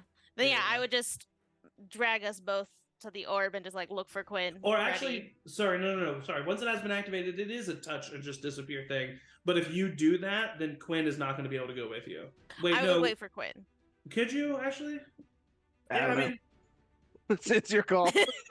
Yeah, because you put it just right there in front of me, so I would say you could have a hand on it if you wanted to. But okay. I mean, if it's not, I would wait until Cuinn says the words or touches it or whatever. I would just drag Morton there to do that, and if the vampire attacks me while I do it, great, but I want to like be able to just like start dragging Morton and everyone towards that before his, next turn. Okay. But so can he teleport a dead body? So that's a good question. I don't know. I don't know. It's like one of those things where you like, if you are holding it, it comes with you, kind of thing. So this is what happens. You reach over and you touch the orb with Quinn's hands on it, and you make sure Morton does it as well. You all three blink out of existence, and then you appear. You are standing next to Maewyn, who is standing in a room that is completely sealed off. There is a locked door that looks like a cell door at the front of the room, and barred windows behind. You look around, you see Cuinn, Chad's made it, Maewyn's here, Morton's body is not here. May just gives Cuinn a big hug and says, "That was so stupid." It worked.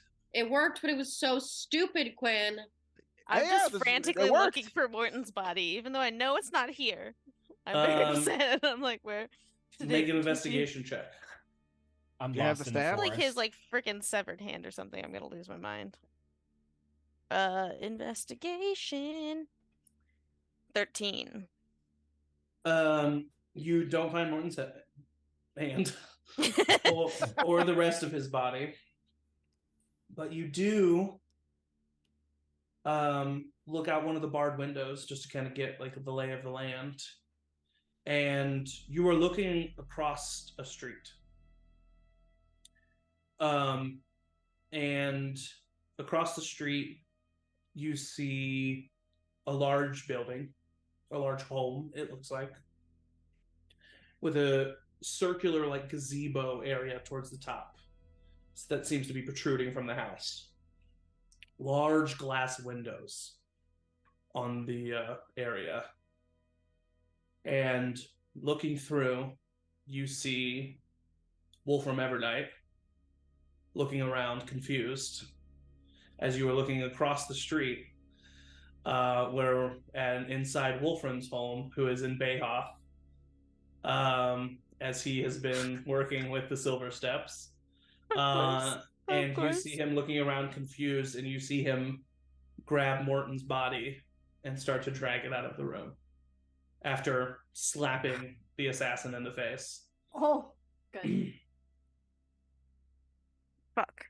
I would point that out to everybody. Well, the twins, as everybody. Fuck. I was hoping we gotta get a out lot of here. further away. Yeah, we're not far away at all. So that's cool. We cut back to the inside of the tree. Jesus. To Rosie and Sydney. Look alive, people. Rosie and Sydney and Edmund standing over the decaying body of Kyvor, as easily enough the three of you would have been able to handle him. Edmund kind of being just a new spawn, he turns to ash and fades away. And Edmund kind of looks around. All right, what the fuck just happened? Where is everybody? gonna be so mad that I lost the rest of our new family. Okay. Can I? Go ahead. Yeah. Oh, you said they were in Bayhoth, which I wouldn't know. Nope. But I'm still not gonna. Okay, never mind.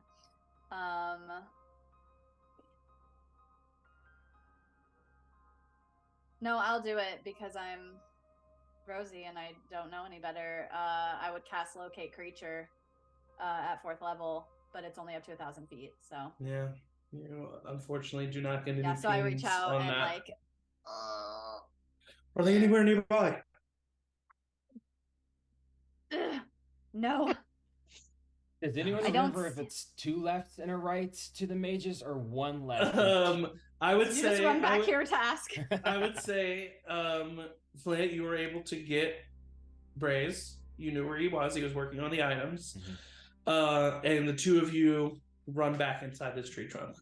Okay, so there was vampires, and then they had a portal, and then for some reason, most of our party jumped into the portal after them, and then the portal closed and help us. Okay. Rosie, hi. Hello. Brace. Yeah, it's fine. Okay, what am I supposed to do? I don't know. Use some melt magic. We need a teleportation circle. And we don't know where. Yeah, so I'm sure you can do that as a elf of magical wizardry. Would I be able to try to recall the drawing? Well, I wasn't near the drawing, so never mind. Oh, it's still there. Oh, it is? Mm-hmm. I point to the drawing. What's that? Oh, a teleportation circle. Yeah. They're all hooked in. I could reactivate it. Yeah. Please. Yes. We need to go back into this portal to save our friends who are obviously still in there. All right. Again, steps forward. He Rosie, takes. Are you ready?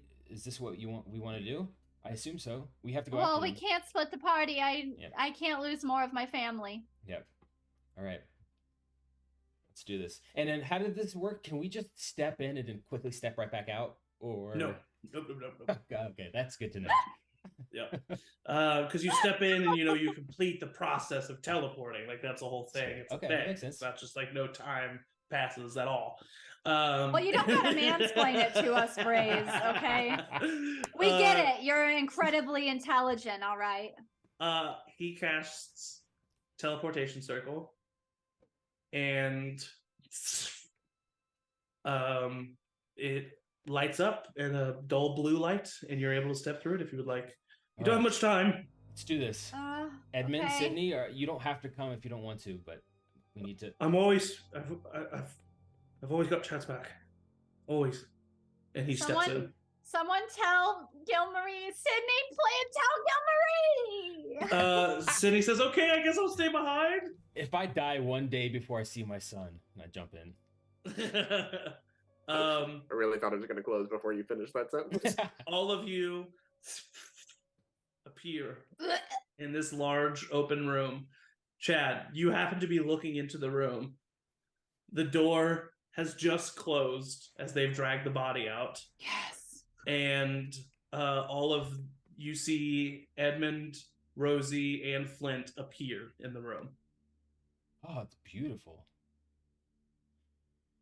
Do I remember with my special scroll? That's like not you choose a person each time you write it. It's always to the same person, correct?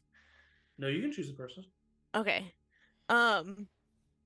Then I would say Rosie, Edmund, and Flint, you all notice a big streak of blood dragging from where you are to the main entrance of this room. Oh, God. Braze didn't come with us, right? Braze did not come with you. Thank God. Do we know how long this portal is open? It's gone. Teleportation circle does not work in that way. I think we need to spend next session learning about teleportation circle. Yeah, I huddled the small group up. Okay, we fucked up. Okay, here's the thing. I'll cast Sending to Maewyn. Nice. Okay. As I'm writing to Rosie, frantically trying to explain. Yeah, so, hey, we made it. Where are you all? We are in a room. There's some blood. Beautiful decor. It's not yours. Would Chad have communicated that we are right across the street? I would say by now I'm in the process of saying they killed Morton. We're across the street. We used the orb of like. I'm probably assuming by Chad the time. wouldn't have Chad also probably said some of this out loud to Cuinn and Maewyn. Yeah, like would you? Well, yeah, I would have gotten the thing out, and I'm writing. Okay. I'm like, okay, what, Yeah. I'll say like Rosie. Rosie just contacted me, and then I'll send back. We're across the street. In jail. Teleported to Silver Steps. Get out now.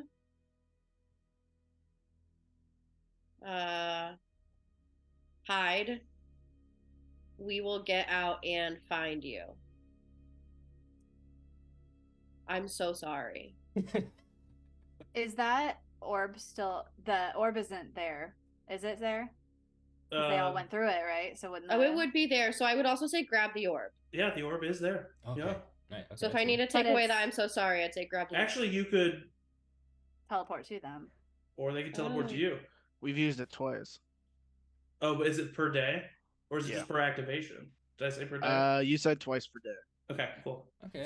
So, spend a night in jail. Think about your actions, and as then she's still doing, I still like Jail's I'm finishing what I wrote, and so it's just like a little bit more details and mentions that Morton's dead and they dragged his body away. I see you guys through a window across the street, things like that, and I'll just like send it. I mean, you look across the street right outside these glass windows. You see your friends like waving through you through barn windows. Yeah, I like send the note and then I like press my face against the window. Like, okay, I do. We need to hide. How do we hide? Hide. We should hide now. Or do we just? Let's just go over there. Okay. All right. Edmund throws his hands in the air and then pushes towards the window. The window shatters out in the air. He casts fly on all three of you.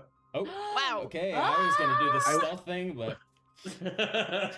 I would like to disguise self as Mortimer Silverstep and just say, this is Mortimer Silverstep and I would like to be released immediately. Yeah, I guess if I saw Cuinn do that, I would disguise self as our mom. Okay, yeah. The three of you are able to fly now and are able to fly across the street if you would like.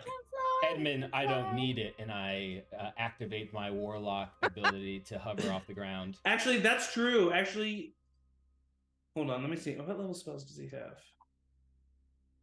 Oh, he could actually only cast fly on him and Rosie, so that's actually perfect. He would look at you, Flint, and say, like, all right, Flint, it's time to fly. Rosie, let's do this. I activate my ability, and I grow 2 extra arms. Flint's lower body spins into this tornado of rock, and you guys fly across the street. You're at the bars right now. Flint or Cuinn and Maewyn, you do hear like footsteps distantly, like running down the hall. Kipp. Can we just like bust out of these windows and then not have to deal with whoever's coming? Yeah, I guess I can get one of you out of there. I feel like if we're in Bayhoth and they see someone that looks like me, it's a bad idea. Unless do you have a scarf or something I can just wrap around my face? He only has 1 4th level spell, so yeah, he actually. All right, I can get 2 of you out of there. I can get 3 of you. I can get all 3 of you. You can get all 3 I of you. can also wild shape probably to get out. If it's so hard he can get windows. 2. Okay, yeah.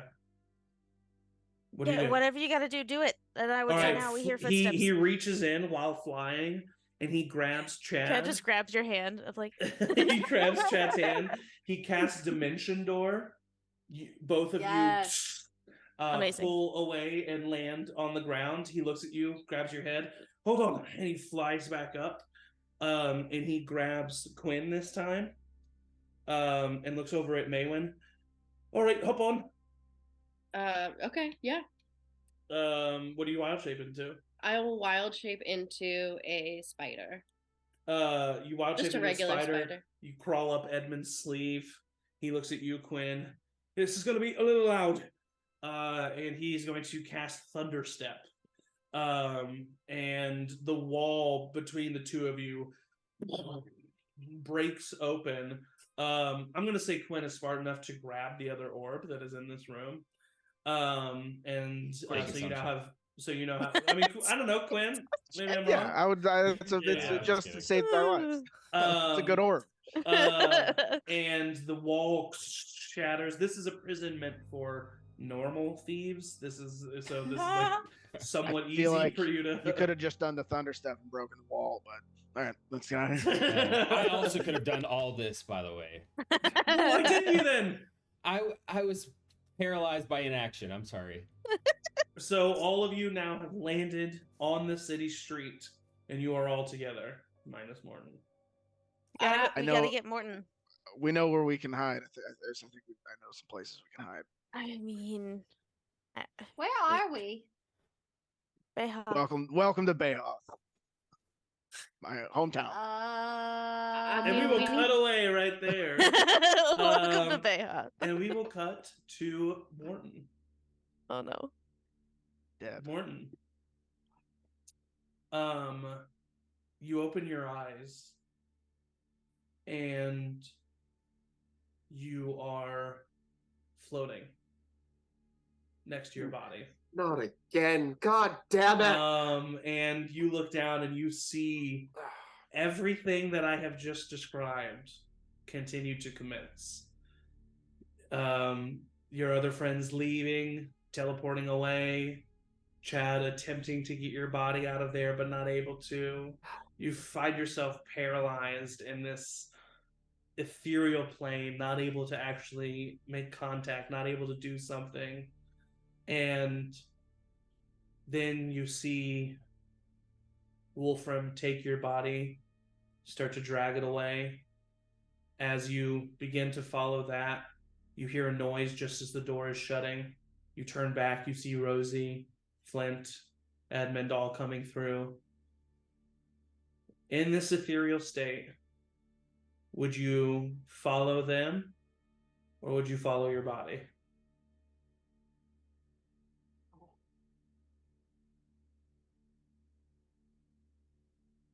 It's a great question.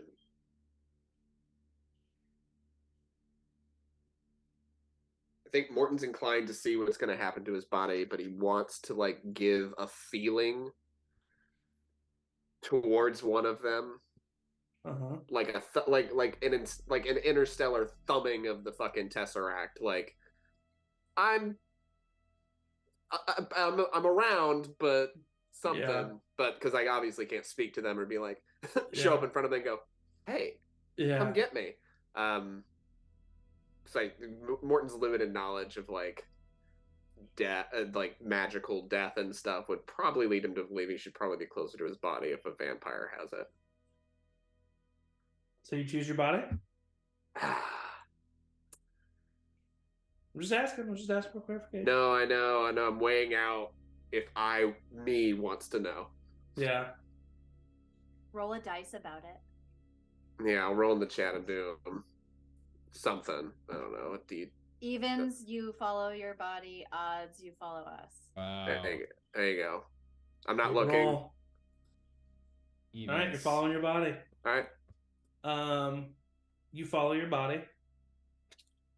Wolfram takes it into a study. Dismisses the assassin. And tells him that he's tired. And although they didn't get the staff, they have the location of the other tombs thanks to Kyvor. And that he needs to plan which ones he's going to hit first. And in what order? And then he comes over and sits at his desk with your body splayed across it. He bites down into the neck of your body. Mm-hmm. Yeah. Continuing to suck the blood from it. Cool. I had too much anyway. And as that is happening, you feel yourself be pulled in two different directions. You can't quite describe the feeling, but in one direction is cold,